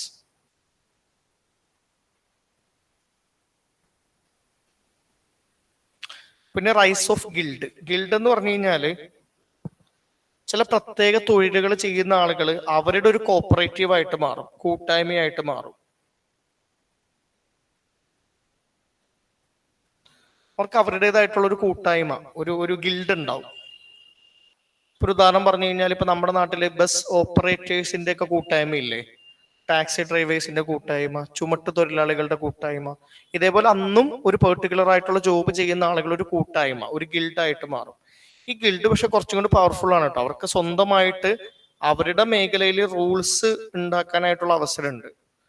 അതേപോലെ തന്നെ അവർക്ക് സ്വന്തമായിട്ട് കോയിൻ അടിച്ചിറക്കാനുള്ള അവസരമുണ്ട്. ശരിക്കും പറഞ്ഞാൽ രാജാവിന് പാരലായിട്ടുള്ള അധികാര ധ്രുവങ്ങൾ ഉണ്ടാവുന്നു എന്നുള്ളതാണ്. രാജാവിന്റെ ജോലിയാണ് ശരിക്കും റൂൾ ഉണ്ടാക്കുക, കോയിൻ ഉണ്ടാക്കുക എന്നുള്ളത്. ഇതിപ്പോ ഇവരൊക്കെ ചെയ്യുന്നുണ്ട്. ഈ ഗുപ്ത സമയത്തിലാണ് രാജാവിന്റെ അധികാരം കുറഞ്ഞിട്ട് ബാക്കിയുള്ള എല്ലാ ആളുകൾക്കും അധികാരം വരുന്നത് ഈ സമയത്താണ്. ഈ ഗിൽഡൊക്കെ അങ്ങനെ ഉണ്ടാകുന്നത്. പിന്നെ ലാൻഡ് ഗ്രാൻഡ് എന്ന് പറയുന്ന ഒരു സംവിധാനം ഉണ്ടാകുന്നുണ്ട്. അത് ഓൾറെഡി നിങ്ങൾ പഠിച്ചതാണ്. ഇത് ഗുപ്ത അഡ്മിനിസ്ട്രേഷന്റെ ഭാഗമായിട്ട് ഇങ്ങനെ ഇത്രയും കാര്യങ്ങൾ ഉണ്ടാകുന്നുണ്ട്. അവർക്കിടയിൽ സർക്കുലേറ്റ് ചെയ്യാൻ വേണ്ടിയിട്ട് അവർക്ക് കോയിൻസ് അടിക്കാനുള്ള അവകാശം ഉണ്ടായിരുന്നു. അപ്പൊ അവരുടെ കാര്യങ്ങൾ ആ കോയിനിലൂടെ നടക്കുമായിരുന്നു. സംഭവം എന്താണെന്ന് വെച്ച് കഴിഞ്ഞാൽ ഇപ്പൊ രാജാവിൽ നിന്ന് മാറി ഒരു പുതിയൊരു പ്രദേശം സ്വന്തമായിട്ട് അധികാരത്തിൽ വന്നു കഴിഞ്ഞാല് അവർ ആ പ്രദേശത്ത് പുതിയ കോയിൻ കൊണ്ടുവരില്ലേ? അതേപോലെ തന്നെ ഈ ഗിൽഡിനെയൊക്കെ നമ്മൾ കാണേണ്ടത് സാധാ ഒരു ട്രേഡ് യൂണിയൻ ആയിട്ടല്ല കാണേണ്ടത്. അത്യാവശ്യം സോവറിറ്റി ഒക്കെ ഉള്ള, അവരുടെ കാര്യങ്ങളൊക്കെ നോക്കുന്ന, രാജാവിൽ നിന്ന് ഡിഫറെന്റ് ആയിട്ട് കാര്യങ്ങൾ സ്വന്തമായിട്ട് ചെയ്യുന്ന ഒരു ഗ്രൂപ്പായിട്ടാണ് കാണേണ്ടത്. രാജാവിന്റെ അധികാരം കുറഞ്ഞു വരികയും ഇങ്ങനെയുള്ള കുറെ ഗ്രൂപ്പ്സിന് അധികാരം കൂടുകയും ചെയ്യുന്നതായിട്ടാണ് കാണാൻ പറ്റുക. ഇപ്പൊ ട്രേഡ് ഗിൽഡ്, ട്രേഡേഴ്സ് ആയിട്ടുള്ള ആളുകൾ അവരുടെ ഗ്രൂപ്പ് ഉണ്ടാക്കി, അവർ കോയിനൊക്കെ ഇറക്കി, അവർ സ്വന്തമായിട്ട് അവരുടെ റൂൾസ് ഒക്കെ ഉണ്ടാക്കി, അവരുടെ ഇഷ്ടത്തിന് കുറെ കാര്യങ്ങൾ ചെയ്യുന്നു. ഈ ലാൻഡ് ഗ്രാൻഡ് കിട്ടിയ ബ്രാഹ്മണന്മാരും ക്ഷത്രിയന്മാരും അവരുടെ ഇഷ്ടത്തിന് കുറെ കാര്യങ്ങൾ ചെയ്യുന്നു. ഈ വാസൽ സ്റ്റേറ്റ് കയ്യിൽ വെക്കുന്ന ആളുകൾ അവരുടേതായിട്ടുള്ള രീതിയിൽ കുറെ കാര്യങ്ങൾ ചെയ്യുന്നു. നമ്മൾ പറയുമ്പോഴേക്കും ഗുപ്ത രാജാവ് എന്ന് പറയുന്നത് വളരെ പവർഫുള്ളും ഇന്ത്യ മൊത്തം ഭരിക്കുന്ന ആളുകളാണെന്നൊക്കെ പറയുമ്പോഴും ഇങ്ങനെയുള്ള കുറെ ഡെവലപ്മെന്റ് നടക്കുന്നത് കൊണ്ട് ഗുപ്താസിന്റെ അധികാരം ശരിക്കും കുറയുന്നുണ്ട്. നോമിനൽ ആയിട്ട് മാത്രമേ അവർക്ക് അധികാരമുള്ളൂ. പറയുമ്പോൾ ഇന്ത്യയുടെ മൊത്തത്തിലുള്ള രാജാവാണ്, പക്ഷെ മിക്ക സ്ഥലത്തോട്ടുള്ളവർ അധികാരം എന്ന് പറയുന്നത് ഇൻഡയറക്റ്റ് ആണ്. അവർക്ക് മാത്രമായിട്ടോ ആ കോയിൻ, അവർക്കിടയിൽ സർക്കുലേറ്റ് ചെയ്യാൻ വേണ്ടിയിട്ടുള്ള ഒരു കോയിനാണ്. അവരൊരു ഇൻഡിപെൻഡന്റ് ആയിട്ടുള്ള ഒരു യൂണിറ്റ് പോലായിട്ട് മാറുന്നു എന്നുള്ളതാണ്. അങ്ങനെ സംഭവിക്കാമല്ലോ.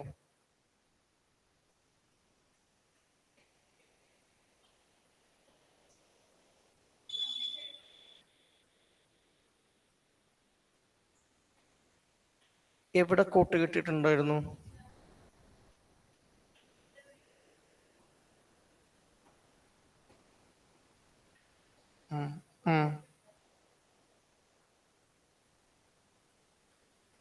അല്ല, അതും ഇതുമായിട്ട് ബന്ധമില്ലല്ലോ. പക്ഷെ അതെങ്ങനെ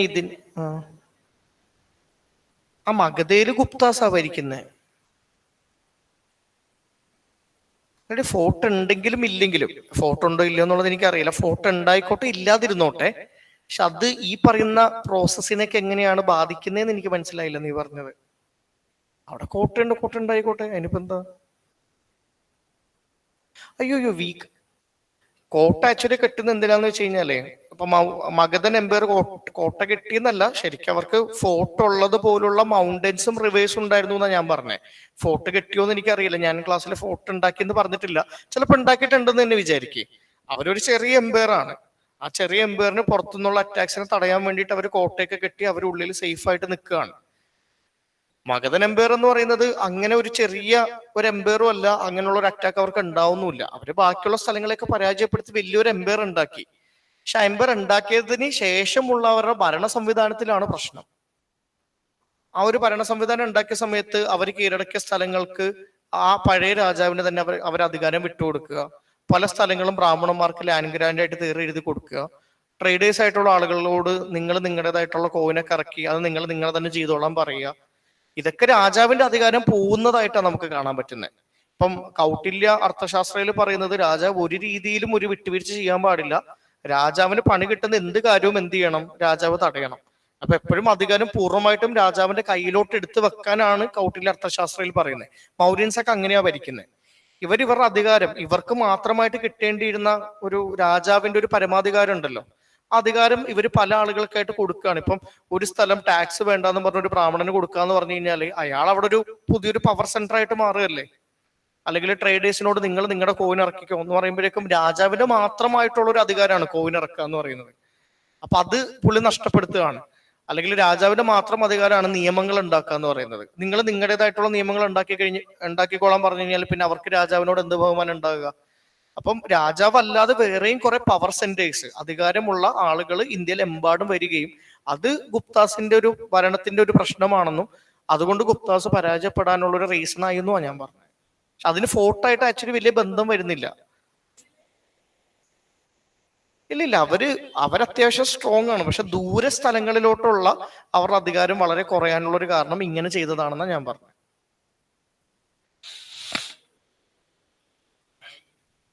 ധർമ്മശാസ്ത്ര ആ സമയം മുതലാണ് അത് എഴുതി തുടങ്ങുന്നത്. പോസ്റ്റ് വേദിക് പീരീഡ് മുതൽ ധർമ്മശാസ്ത്ര എന്ന് പറയുന്ന ബുക്ക് എഴുതി തുടങ്ങുന്നുണ്ട്. പക്ഷെ അത് കുറെ ധർമ്മശാസ്ത്ര ബുക്സ് ഉണ്ട്. അപസ്തംഭ ധർമ്മശാസ്ത്ര, ഈ ധർമ്മശാസ്ത്ര, ആ ധർമ്മശാസ്ത്ര. അത് കമ്പൈലൊക്കെ ചെയ്യുന്നത് ഈ ഒരു സമയത്താവുമ്പോഴാണ്, ഗുപ്ത പീരീഡ് ആകുമ്പോഴാണ് അതിന്റെ ഒരു കമ്പൈലേഷൻ കഴിയുന്നത്. അതാണ് ഈ കമ്പൈലേഷൻ ഓഫ് ലോ ബുക്സ് എന്ന് പറയുന്നത്. ബുക്ക് എഴുതി തുടങ്ങുന്ന ആ സമയത്ത് തന്നെ അത് എഴുതി തീരുവോ കമ്പയർ ചെയ്യുവോ ചെയ്യുന്നില്ല. അതിങ്ങനെ കണ്ടിന്യൂസ്ലി പുതിയ പുതിയ ധർമ്മശാസ്ത്ര ബുക്സ് വരുന്നു. കുറെയൊക്കെ വാമൊഴിയായിട്ട് കൈമാറ്റം ചെയ്തതിന് ശേഷം ഒരു ബുക്കിന്റെ രൂപത്തിൽ പിന്നീട് എഴുതുന്നു, അങ്ങനെ. പക്ഷെ ഗുപ്താസിന്റെ ഭരണം നമുക്ക് കൃത്യമായിട്ട് കാണാൻ പറ്റും. അവര് ധർമ്മശാസ്ത്ര വെച്ച് ഭരിക്കാൻ നോക്കുന്നതായിട്ട് കാണാൻ പറ്റും.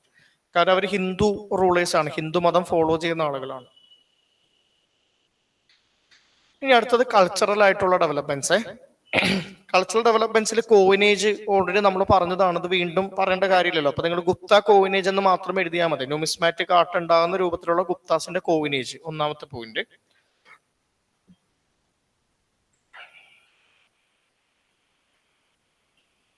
രണ്ടാമതായിട്ട് സ്കൾപ്ചർ. ഗുപ്ത പീരീഡിൽ ഉണ്ടാകുന്ന സ്കൾപ്ചറൽ ഡെവലപ്മെന്റ്.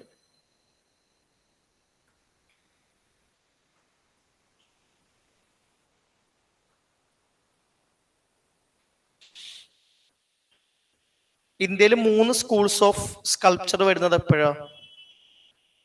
മധുര, ഗാന്ധാര, അമരാവതി.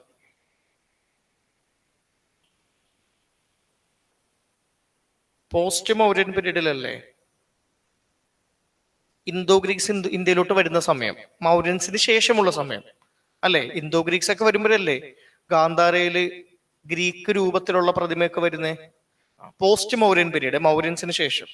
മൗര്യൻസിന് ശേഷം 3 സ്കൂൾസ് ഓഫ് ആർട്ട് വന്നു. മഥുര, ഗാന്ധാര, ഇവിടെ അമരാവതി. 3 സ്കൂൾസ് ഓഫ് ആർട്ട് വന്നു. ഇതിൽ ഏതായിരുന്നു ഒരു നല്ല സ്കൂൾ ഓഫ് ആർട്ട്? ഗാന്ധാരയായിരുന്നു. ഈ മധുര എന്ന് പറയുന്നത് അത്ര പോരായിരുന്നു, കംപ്ലീറ്റ്ലി ഇൻഡിജീനസ് ആയിട്ടുള്ള ഒരു സ്കൂളായിരുന്നു. ഈ പോസ്റ്റ് മൗര്യന് ശേഷം ഗുപ്ത പീരീഡിലോട്ട് വരുന്ന സമയത്ത് ഈ മധുരയുടെ അടുത്തായിട്ട് തന്നെ മധുര സ്കൂളിന്റെ കുറച്ചും കൂടി ഇംപ്രൊവൈസ്ഡ് ആയിട്ടുള്ള ഒരു വേർഷൻ ഓഫ് സ്കൾപ്ചറൽ സ്കൂൾ വന്നു. അതിന്റെ പേരാണ് സാരനാഥ് സ്കൂൾ ഓഫ് ആർട്ട്.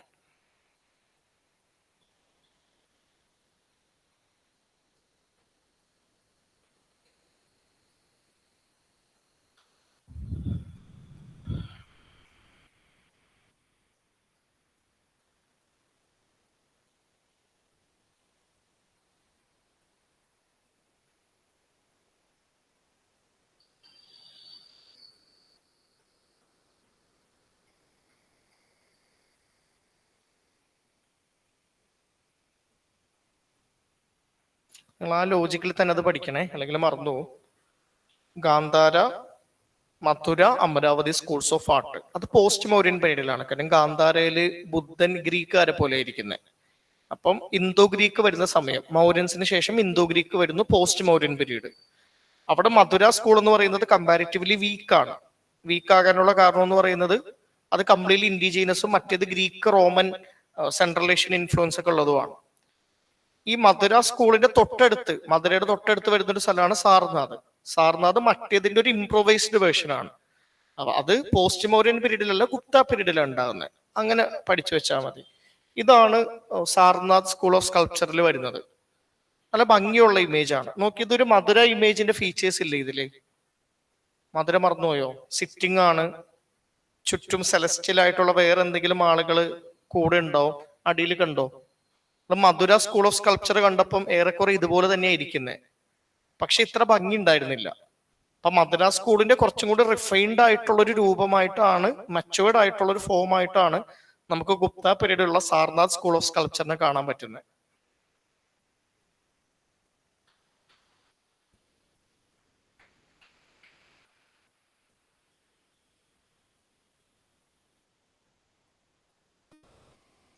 ഇനി അടുത്തത് പെയിന്റിങ്സ്.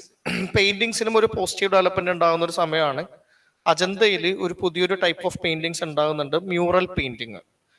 അജന്ത റോക്കറ്റ് കേവ്സ് ഒക്കെ പണ്ട് മുതൽ ഉണ്ടായി തുടങ്ങിയതാണ്. 200 BC മുതൽ അജന്തയിലെ റോക്കറ്റ് കേവ്സ് ഒക്കെ നിർമ്മിക്കപ്പെടുന്നുണ്ട്.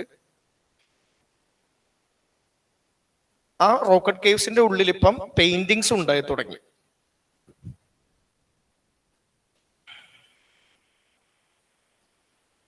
Mural paintings. പ്രിലിംസിന് എങ്ങനെ എന്തെങ്കിലും ചോദ്യം വന്നു എന്ന് വിചാരിക്കേ, എന്തെങ്കിലും ഒരു പെയിന്റിങ് തന്നിട്ട് ഈ പെയിന്റിങ് ഏത് സ്ഥലത്ത് നിന്ന് കിട്ടിയതാണ്? അജന്തയില് ഞാൻ നാട്ടാ കൾച്ചർ എടുക്കുമ്പോൾ പറയാട്ടോ, അജന്ത എന്ന് പറയുന്നത് ബുദ്ധിസ്റ്റ് റോക്കറ്റ് കേവ്സ് മാത്രമേ ഉള്ളൂ. അപ്പൊ ബുദ്ധിസ്റ്റ് അല്ലാത്ത എന്തെങ്കിലും പെയിന്റിങ് തന്നിട്ട് അജന്ത കേവ്സ് എന്ന് പറഞ്ഞാൽ അത് തെറ്റായിരിക്കുവേ. കാര്യം അജന്തയിൽ ബുദ്ധിസ്റ്റുകളുടെ മാത്രം റോക്കറ്റ് കേവ്സേ ഉള്ളൂ. മൊത്തം 20ഓളം റോക്കറ്റ് കേവ്സ് ഉണ്ട് അജന്തയിൽ, അതെല്ലാം ബുദ്ധിസമായിട്ട് ബന്ധപ്പെട്ടതാണ്. ഇനി ഇന്ത്യയിൽ ഉണ്ടായിരിക്കുന്ന റോക്കറ്റ് കേവ്സിൽ ഏറ്റവും ഫ്ലറിഷിംഗ് ആയിട്ടുള്ള മ്യൂറൽ പെയിന്റിങ്സ് കാണാൻ പറ്റുന്നത് അജന്തയിലാണ്. ബുദ്ധിസമായിട്ട് ബന്ധപ്പെട്ട എന്തെങ്കിലും തീം തന്നിട്ട് ഇന്ന മ്യൂറൽ പെയിന്റിങ് എവിടെയാണ് കാണുന്നതെന്ന് ചോദിച്ചു കഴിഞ്ഞാൽ എന്താണെങ്കിലും എഴുതിക്കോ, അത് അജന്തയാണ്. കാര്യം അജന്തയുടെ ഉള്ളിൽ കുറെ തീമുകളുണ്ട്. ഇപ്പം പത്മപാനി ബോധിസത്വയുടെ പെയിന്റിംഗ് ഉണ്ട്, റൈസിങ് അപ്സര എന്ന് പറയുന്ന ഒരു പെയിന്റിംഗ് ഉണ്ട്. ഇങ്ങനെ പല പെയിന്റിങ്സ് ഉണ്ട്. നിങ്ങൾ എന്ത് ചെയ്യണ്ട, ഓരോ പെയിന്റിങ്ങിനും തീം പഠിക്കണ്ട. ബുദ്ധിസമായിട്ട് ബന്ധപ്പെട്ടിട്ട് വന്നേക്കുന്ന പെയിന്റിങ്സ് ആണെങ്കിൽ 90% അത് അജന്തയിൽ ഉണ്ടാകാനാണ് സാധ്യത. വേറെ ഏതെങ്കിലും ഹിന്ദു പെയിന്റിംഗ് ആണ് പറയുന്നതെന്നുണ്ടെങ്കിൽ അത് അജന്തയിൽ അല്ലതാണ്. ഈ ഒരു ലോജിക്ക് എന്താണെങ്കിലും വേണമേ. Ajanta is only related to Buddhism. ബുദ്ധിസത്തിന്റെ റോക്കറ്റ് കേവ്സ് മാത്രമേ അജന്തയിൽ നമുക്ക് കാണാനായിട്ട് പറ്റുള്ളൂ.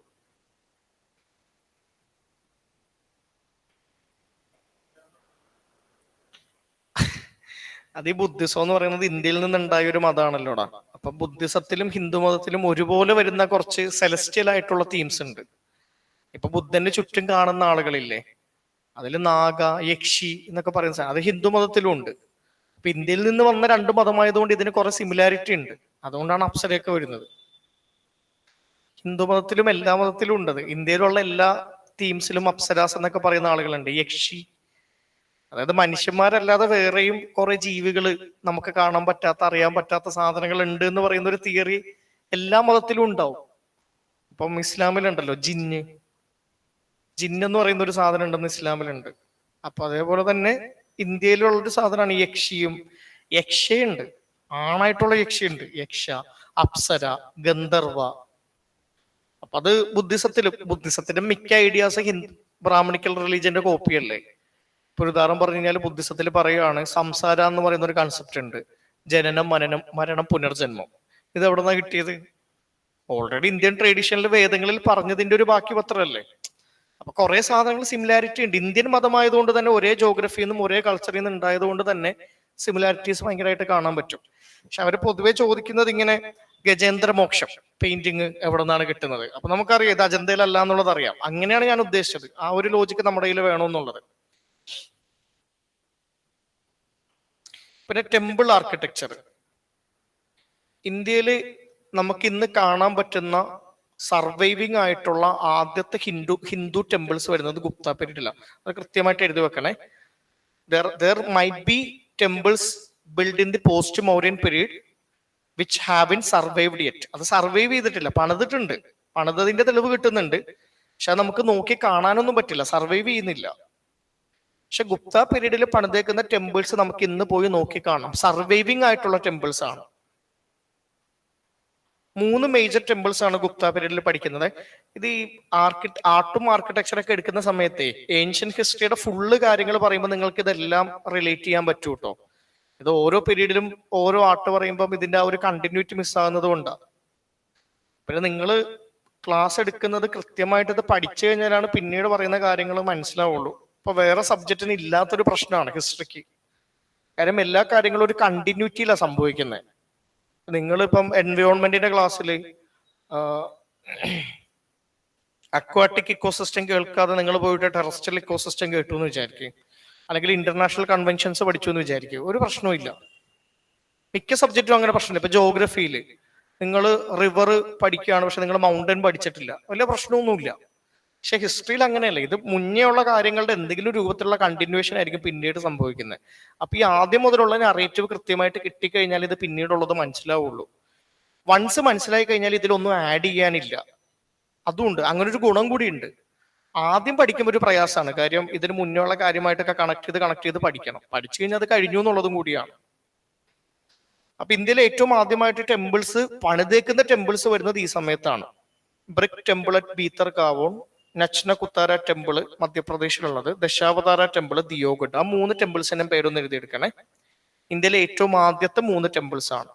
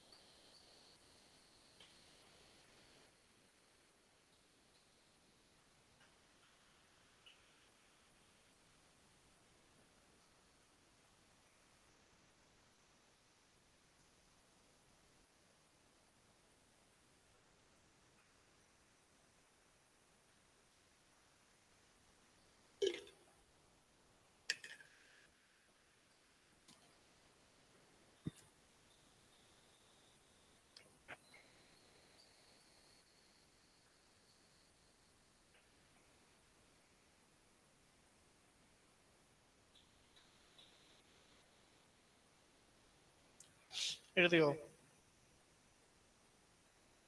എന്തോറ്റേടാ കാതിലോ? അല്ലില്ല, വെച്ചുണ്ടാക്കിയ സ്ട്രക്ചറൽ ടെമ്പിളാ, റോക്കറ്റ് ടെമ്പിൾ അല്ല. റോക്കറ്റ് ടെമ്പിൾസ് ഇന്ത്യയിൽ കാര്യമായിട്ട് റോക്കറ്റ് ടെമ്പിൾസ് ഇല്ല. മറ്റേ കൈലാസനാഥ ടെമ്പിൾ എല്ലോറയിലുള്ളത് മാത്രമേ ഉള്ളൂ. അത് കാണുമ്പോൾ അറിയാൻ പറ്റില്ല. വേറെ ഒന്നുമില്ലല്ലോ, സൈഡിൽ മലകളൊന്നും ഇല്ലല്ലോ. കാർവ് ചെയ്തതാണെങ്കിൽ അതിന്റെ സൈഡിൽ കുറെ സാധനം, ഫുള്ള് മലയും കാർവ് ചെയ്ത് എങ്ങനെ ഇടകളയ്യ പറ്റില്ലല്ലോ. നമ്മളിപ്പം റോക്കറ്റ് കേവ്സ് ഒക്കെ കാർവ് ചെയ്തതാണ്. കാര്യം എന്താ? ആ മല കാണാൻ പറ്റും, മലയുടെ ഉള്ളിൽ നമ്മളൊരു ഗുഹ കാർവ് ചെയ്ത് എടുക്കുക ചെയ്യുക. കാർവ്ഡ് ആണോ അല്ലയോ എന്നുള്ളത് നമുക്ക് ആ ഒരു എൻറ്റയർ പ്ലേസ് കാണുമ്പോൾ അറിയാം. ഇപ്പൊ കൈലാസനാഥ ടെമ്പിൾ കാണുമ്പോൾ നമുക്കറിയാം ഇത് കാർവ്ഡ് ആണ്. കാര്യം അതിന്റെ സൈഡിൽ ബാക്കി ആ മലയുടെ റിമൈൻസ് ഉണ്ടാവും. ഒരു സ്ട്രക്ചറൽ ടെമ്പിൾ അല്ലേ, പുതിയതായിട്ട് സ്റ്റാൻഡ് എലോൺ ആയിട്ടുള്ള ടെമ്പിൾ അല്ലേ, ബ്രിക്സ് കൊണ്ട് ഉണ്ടാക്കുന്നതാ.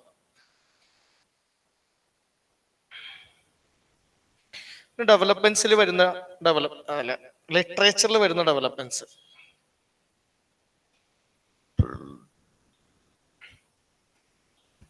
ബാസ എന്ന് പറയുന്ന റൈറ്റർ സ്വപ്ന ബസവദത്ത എന്ന് പറയുന്ന ഒരു ഡ്രാമ എഴുതിയേ. കഴിഞ്ഞ വർഷത്തെ ആർട്ട് ആൻഡ് കൾച്ചറിന്റെ ക്ലാസ്സിൽ കുറച്ചും കൂടി ഡീറ്റെയിൽ ആയിട്ട് ആർട്ട് ആൻഡ് കൾച്ചറിന്റെ കാര്യം പറയുമല്ലോ. അപ്പൊ ബാസയുടെ വേറെ റൈറ്റിങ്സ് ഒക്കെ കൂടി ഞാൻ പഠിപ്പിച്ചിരുന്നു. 4-5 റൈറ്റിങ്സ് കൊടുത്തേ. അവർ എക്സാമിന് ചോദിച്ചത് ഏതാണെന്നറിയോ? ഇതൊന്നും ഇല്ലാതെ ഒരെണ്ണം കൂടി ഉണ്ടായിരുന്നു, അതാ ചോദിച്ചേ. അതാണ് അദ്ദേഹത്തിന്റെ ഏറ്റവും ലീസ്റ്റ് ഇമ്പോർട്ടന്റ് ആയിട്ടുള്ള വർക്ക്. UPSC എന്തോ ഇങ്ങനെ ഒരു ശബ്ദം എടുത്തതുപോലെ നമുക്കിതൊന്നും കിട്ടരുത് എന്നുള്ളത്. ബാസയുടെ സ്വപ്നവസവദത്തയാണ് ശരിക്കും നമ്മൾ മെയിൻലി പഠിക്കേണ്ടതുള്ളൂ. അദ്ദേഹത്തിന്റെ ഒരു മേജർ റൈറ്റിംഗ് ഇതാണ്. അപ്പൊ ഞാൻ ആ സ്ലൈഡ് ഉണ്ടാക്കിയ സമയത്ത് ഞാൻ ഓർത്തി ഇനി വന്നാലോ എന്ന് ഓർത്തിട്ട് 4 കൂടി ഇട്ടതാ. എന്നിട്ട് അത് ഒരെണ്ണം ഞാൻ അറിഞ്ഞുകൊണ്ട് ഉപേക്ഷിച്ചിരുന്നു. അത് ഏറ്റവും അവസാനത്തെയാണ്, ഇമ്പോർട്ടന്റ് അല്ല. അതാണ് അവന്മാര് ചോദിച്ചത്. ഇങ്ങനെയല്ലേ എന്ത് മനസ്സുഖ കിട്ടുന്ന ഇതൊക്കെ കൊണ്ട്. രണ്ടാമത്തത് കാളിദാസ. കാളിദാസന്റെ പോയംസും ഉണ്ട് ഡ്രാമാസും ഉണ്ട്, രണ്ടും ഇമ്പോർട്ടന്റ് ആണ്. കാളിദാസന്റെ ഡ്രാമാസ് ഇതൊക്കെയാണ്.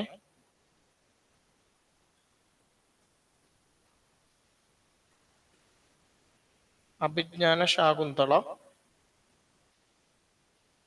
ഇതാണ് യൂറോപ്പിൽ വളരെ ഫേമസ് ആയിട്ടുള്ള ഇത് റൈറ്റിംഗ്.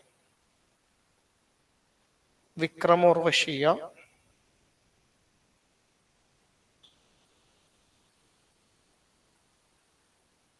മാളവിക അഗ്നിമിത്ര.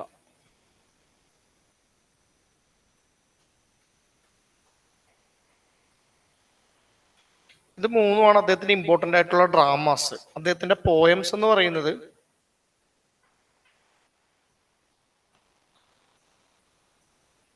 മേഘദൂത,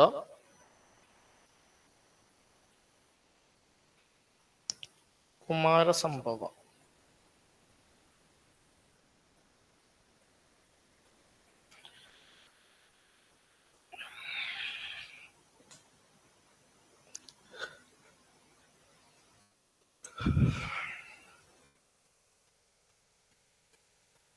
പിന്നെ ഈ സമയത്താണ് രാമായണവും മഹാഭാരതമൊക്കെ കമ്പയർ ചെയ്യപ്പെടുന്നത്. ഈ രാമായണത്തിനെ മഹാഭാരതത്തിനെയും എഴുത്ത് തുടങ്ങിയത് 400 BC എന്തുവാ.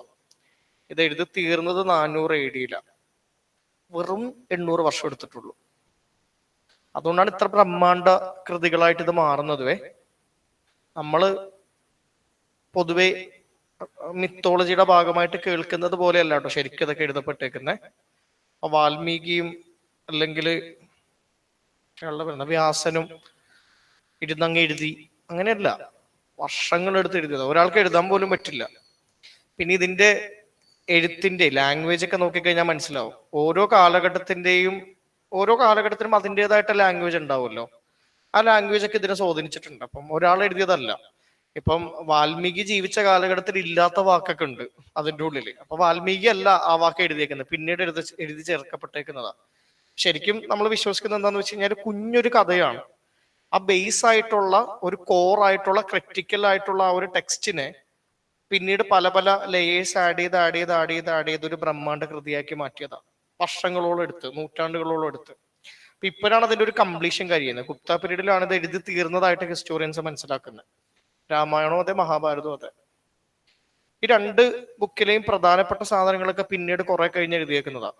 അപ്പൊ മഹാഭാരതത്തിലെ ഏറ്റവും പ്രധാനപ്പെട്ട 2 ഫിലോസഫിക്കൽ പാർട്ടാണ് വരുന്നത്. ഒന്ന് ഭഗവത്ഗീത, മഹാഭാരത യുദ്ധത്തിൽ പോകുന്ന അർജുനനെ ഭഗവാൻ കൃഷ്ണൻ ഉപദേശിക്കുന്നത്. 2 ഭീഷ്മപർവം, മരിക്കാൻ കിടക്കുന്ന ഭീഷ്മൻ പറയുന്ന കാര്യങ്ങൾ. ഇതൊക്കെ പിന്നീട് എഴുതി ചേർക്കുന്നതാണ്. കാര്യം അത് മഹാഭാരതത്തിന്റെ ഒരു പൊതുവെ കാണുന്ന ആ ഒരു ലാംഗ്വേജ് അല്ല ഈ രണ്ടും വന്നേക്കുന്ന ലാംഗ്വേജ്. ലാംഗ്വേജിൽ തന്നെ ഡിഫറൻസ് ഉണ്ട്. പിന്നെ പുരാണങ്ങൾ കമ്പയർ ചെയ്യുന്നത് ഈ സമയത്താണ്. ഒരുവിധം ലിറ്റററി ആയിട്ടുള്ള എല്ലാ വർക്ക്സിന്റെയും കംപ്ലീഷനും ഒക്കെ ഈ സമയത്ത് ഉണ്ടാകുന്നത്. കാളിദാസൻ വരുന്നത്. അതുകൊണ്ട് ഗുപ്ത പീരീഡ് നമ്മൾ ക്ലാസിക്കൽ ഏജ് എന്ന് വിളിക്കുന്നത് ഒരു ക്ലാസിക്കൽ ഏജ് ആണ്.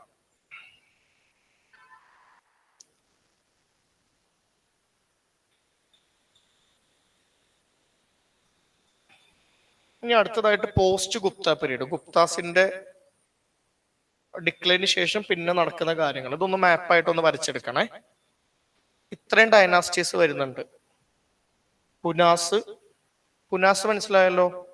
ആ സെൻട്രൽ ഏഷ്യയിൽ നിന്ന് വന്ന് ഖൈബർ പാസ് ക്രോസ് ചെയ്ത് അവിടെ സെറ്റിൽ ചെയ്യുന്ന ഒരു ഗ്രൂപ്പാണ് ഹുനാസ്.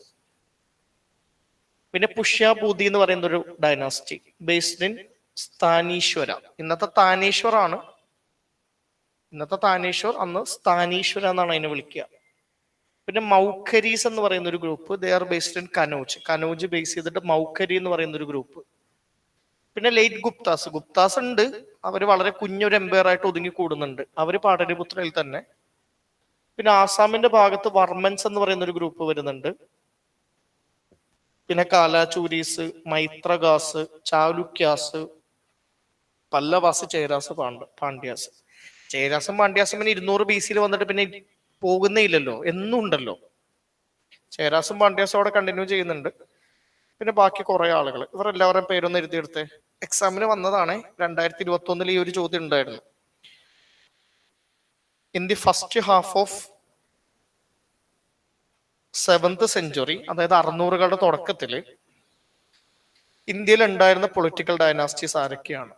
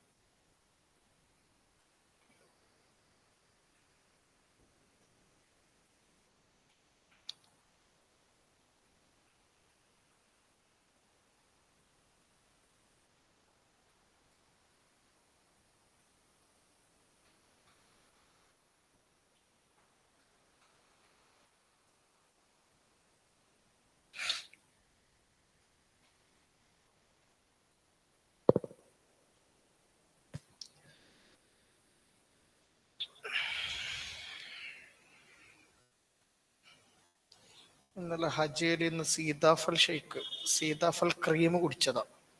അപ്പൊ തുടങ്ങിയ പ്രശ്നം. ക്ഷീണം അങ്ങ് മാറുന്നില്ല, ഉറങ്ങാൻ പറ്റിയിട്ടില്ല രാത്രിയിൽ. ഹജയിൽ നിന്ന് സീതാഫൽ ക്രീം കുടിച്ചിട്ടുണ്ടോ?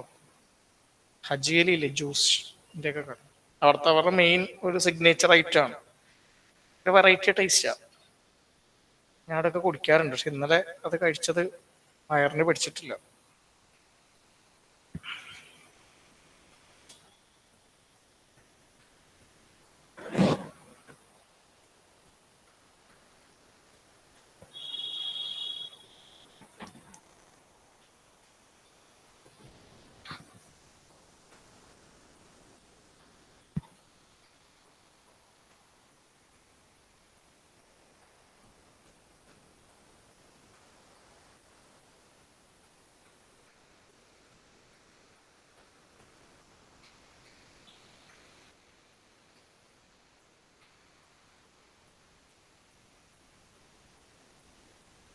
എഴുതിയോ?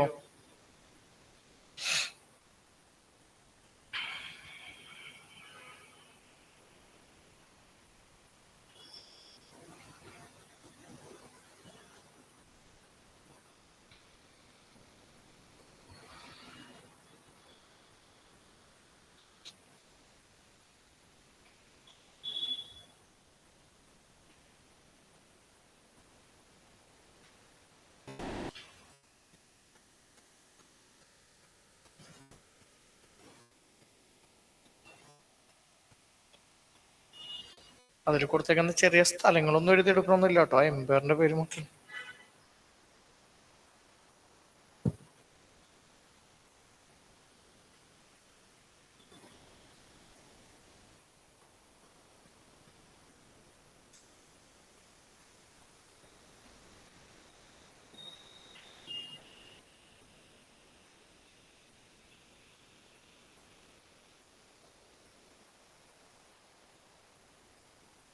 കഴിഞ്ഞോ? ഇനി അടുത്ത എംപയറിന്റെ പേരാണ് Harsha empire. Actually Harsha empire എന്ന് പറയുമെങ്കിലും ആ ഡൈനാസ്റ്റിയുടെ പേര് പുഷ്യാഭൂതി ഡൈനാസ്റ്റി എന്നാണ്. നിങ്ങൾ ആ മാപ്പിൽ പുഷ്യാഭൂതി അറ്റ് സ്ഥാനീശ്വര എന്ന് പറഞ്ഞില്ലേ, ആ ഡൈനാസ്റ്റിയിൽ വരുന്ന ആളാണ് ഹർഷ. പക്ഷെ അദ്ദേഹം കനൗജിലോട്ട് അദ്ദേഹത്തിന്റെ ക്യാപിറ്റലിൽ മാറ്റിയിട്ട് he build an empire throughout the north India മൊത്തം ബിൽഡ് ചെയ്യുന്ന ഒരു എംപയർ അദ്ദേഹം ഉണ്ടാക്കി. ഈ ഹർഷയുടെ മരണം നടക്കുന്ന 647 AD-യിലാണ്. ഇതിനുശേഷം പിന്നെ ഇന്ത്യയിൽ ഇത്രയും വലിയൊരു എംപയർ വരുന്നത് 600 വർഷങ്ങൾക്ക് ശേഷം. അതുകൊണ്ട് ഹർഷയുടെ മരണം നടന്ന വർഷം മുതലാണ് നമ്മൾ ഏൻഷ്യന്റ് ഇന്ത്യ കഴിഞ്ഞു എന്ന് പറയുന്നത്. ഏൻഷ്യന്റ് ഇന്ത്യ കഴിഞ്ഞു എന്നും മിഡീവൽ ഇന്ത്യ തുടങ്ങിയെന്നും പറയും. കാര്യം ഇന്ത്യയിലെ ഏറ്റവും അവസാനത്തെ മൈറ്റി റൂളേഴ്സിൽ ഒരാൾ ഹർഷയാണ്. അവസാനത്തെ മൈറ്റി റൂളർ ഹർഷയാണ്. പിന്നെ ഇന്ത്യയിൽ കുഞ്ഞു കുഞ്ഞു സാമ്രാജ്യങ്ങൾ ഉണ്ടാവുന്നുള്ളൂ, ഡൽഹി സുൽത്താനായിട്ട് ഉണ്ടാകുന്നത് വരെ 1210 വരെ. 600 വർഷത്തോളം പിന്നെ ഇന്ത്യയിൽ ഇത്രയും വലിയൊരു സാമ്രാജ്യം ഉണ്ടാകുന്നില്ല. 647 AD കഴിഞ്ഞാൽ പിന്നെ 1210 ഇൽത്തുമിഷാണ് ഇത്രയും വലിയൊരു എംപയർ വീണ്ടും ഉണ്ടാക്കുന്നത്. അതിന്റെ ഇടയിൽ ഇത്രയും വലിയൊരു സാമ്രാജ്യം ഇന്ത്യയിൽ ഉണ്ടാകുന്നേ ഇല്ല. അപ്പൊ ഒരു വലിയൊരു പൊളിറ്റിക്കൽ ചേഞ്ച് നടക്കുകയാണല്ലോ. ഒരു പൊളിറ്റിക്കൽ യൂണിഫിക്കേഷനിൽ നിന്ന് ഒരു 600 years ഓഫ് പൊളിറ്റിക്കൽ ഫ്രാഗ്മെന്റേഷനിലൂടെ നമ്മൾ കടന്നു പോകാൻ പോവാണ്. കുഞ്ഞു കുഞ്ഞു ഡൈനാസ്റ്റീസ് ഇങ്ങനെ ചറവറ വരുന്നൊരു സമയമാണ്. പിന്നെ ഡൽഹി സുൽത്താനേറ്റ് വരെ അങ്ങനെയാണ്. നമ്മൾ ആ ഒരു പീരീഡിനെ വിളിക്കുന്നത് തന്നെ ഏർലി മിഡീവൽ പീരീഡ് എന്നാണ്. ആ ഏർലി മിഡീവൽ പീരീഡ് എന്ന് അതിനെ വിളിക്കാൻ കാരണം ഫീച്ചർ ഇതാ. അതായത് ഇങ്ങനെ പൊളിറ്റിക്കലായിട്ട് കുഞ്ഞു കുഞ്ഞു ഡൈനാസ്റ്റീസ് മാറി മാറി മാറി വന്നുകൊണ്ടേയിരിക്കും. ഹിസ്റ്ററിയുടെ ഓരോ കാലഘട്ടങ്ങൾ ഇങ്ങനെ തിരിക്കുന്നതിന് പിന്നിൽ ലോജിക്കലായിട്ടുള്ള ബേസിസ് ഉണ്ടാവും എപ്പോഴും, വെറുതെ തിരിക്കുന്നതല്ല. അപ്പം ഹർഷയ്ക്ക് ശേഷം ഏൻഷ്യന്റ് ഇന്ത്യ കഴിഞ്ഞു എന്ന് പറയാൻ കാരണം റീസൺ ഇതാണ്. അദ്ദേഹം ആണ് ഏൻഷ്യന്റ് ഇന്ത്യയിലെ ഏറ്റവും അവസാനത്തെ പ്രധാനപ്പെട്ട രാജാവ്. പിന്നെ ഇതേപോലത്തെ ഒരു രാജാവിനെ പറ്റിയിട്ട് നമ്മൾ പറയുന്നത് കുത്തുബുദ്ദീൻ ഐബക്കും ഇൽത്തുമിഷൊക്കെ വരുന്ന സമയത്താണ്. അത് 600 വർഷങ്ങൾക്ക് ശേഷമാണ്. ഇതിന് വേറൊരു ഇമ്പോർട്ടൻസും കൂടി ഉണ്ട് കേട്ടോ. പാടലിപുത്ര ബേസ് ചെയ്തിട്ടാണ് ഇത്രയും നാളും ഇമ്പോർട്ടന്റ് ആയിട്ടുള്ള എംപയേഴ്സ് ഫോം ചെയ്തുകൊണ്ടിരുന്നത്. അതിൽ നിന്ന് മാറിയിട്ട് കനൗജാണ് ഇദ്ദേഹത്തിന്റെ ക്യാപിറ്റലാക്കി വെക്കുന്നത്. ഇനി ഏർലി മിഡീവൽ പീരീഡിൽ മൊത്തത്തില് ഈ കനൗജാണ് ഇന്ത്യയുടെ ഒരു പൊളിറ്റിക്കൽ ബേസ് ആയിട്ട് ആക്ട് ചെയ്യുന്നത്. കുറെ കാര്യങ്ങൾക്ക് ഹർഷ ഇമ്പോർട്ടന്റ് ആണ്. ഹർഷയായിട്ട് ബന്ധപ്പെട്ടിട്ട് 2 ഹിസ്റ്റോറിക്കൽ സോഴ്സസ് ആണ് നമുക്കുള്ളത്. ഒന്ന് ബാണഭട്ട എഴുതിയേക്കുന്ന ഹർഷചരിത എന്ന് പറയുന്ന ബുക്ക്. അത് ഹർഷയുടെ ഓട്ടോബയോഗ്രഫിയാണ്, അല്ല ബയോഗ്രഫിയാണ്, ഓട്ടോബയോഗ്രഫി അല്ല ബയോഗ്രഫിയാണ്. ഹർഷയുടെ ഹിസ്റ്ററി നമുക്ക് ബാണഭട്ടയുടെ ഹർഷചരിത എന്ന് പറയുന്ന ബുക്കിൽ നിന്നാണ് മനസ്സിലാക്കാൻ പറ്റുക. പിന്നെ ഈ സമയത്ത് തന്നെ ഇന്ത്യയിലോട്ട് വന്ന ഒരു ചൈനീസ് ട്രാവലർ ആണ് ഹുവാങ് സാങ്. ഹുവാങ് സാങ്ങിന്റെ റൈറ്റിംഗ്സിൽ നിന്നും നമുക്ക് എന്ത് പറ്റുന്നുണ്ട്, ഹർഷയുടെ കാര്യങ്ങൾ മനസ്സിലാക്കാൻ പറ്റുന്നുണ്ട്. 3 ചൈനീസ് ട്രാവലേഴ്സ് ആണ് ഇന്ത്യയിൽ വരുന്നത്. ഒന്ന് ഫാഹൈൻ, പിന്നെ ഹുവാങ് സാങ്, പിന്നെ ഇറ്റ്സിങ്. 3 ആളുകളാണ് വരുന്നത്.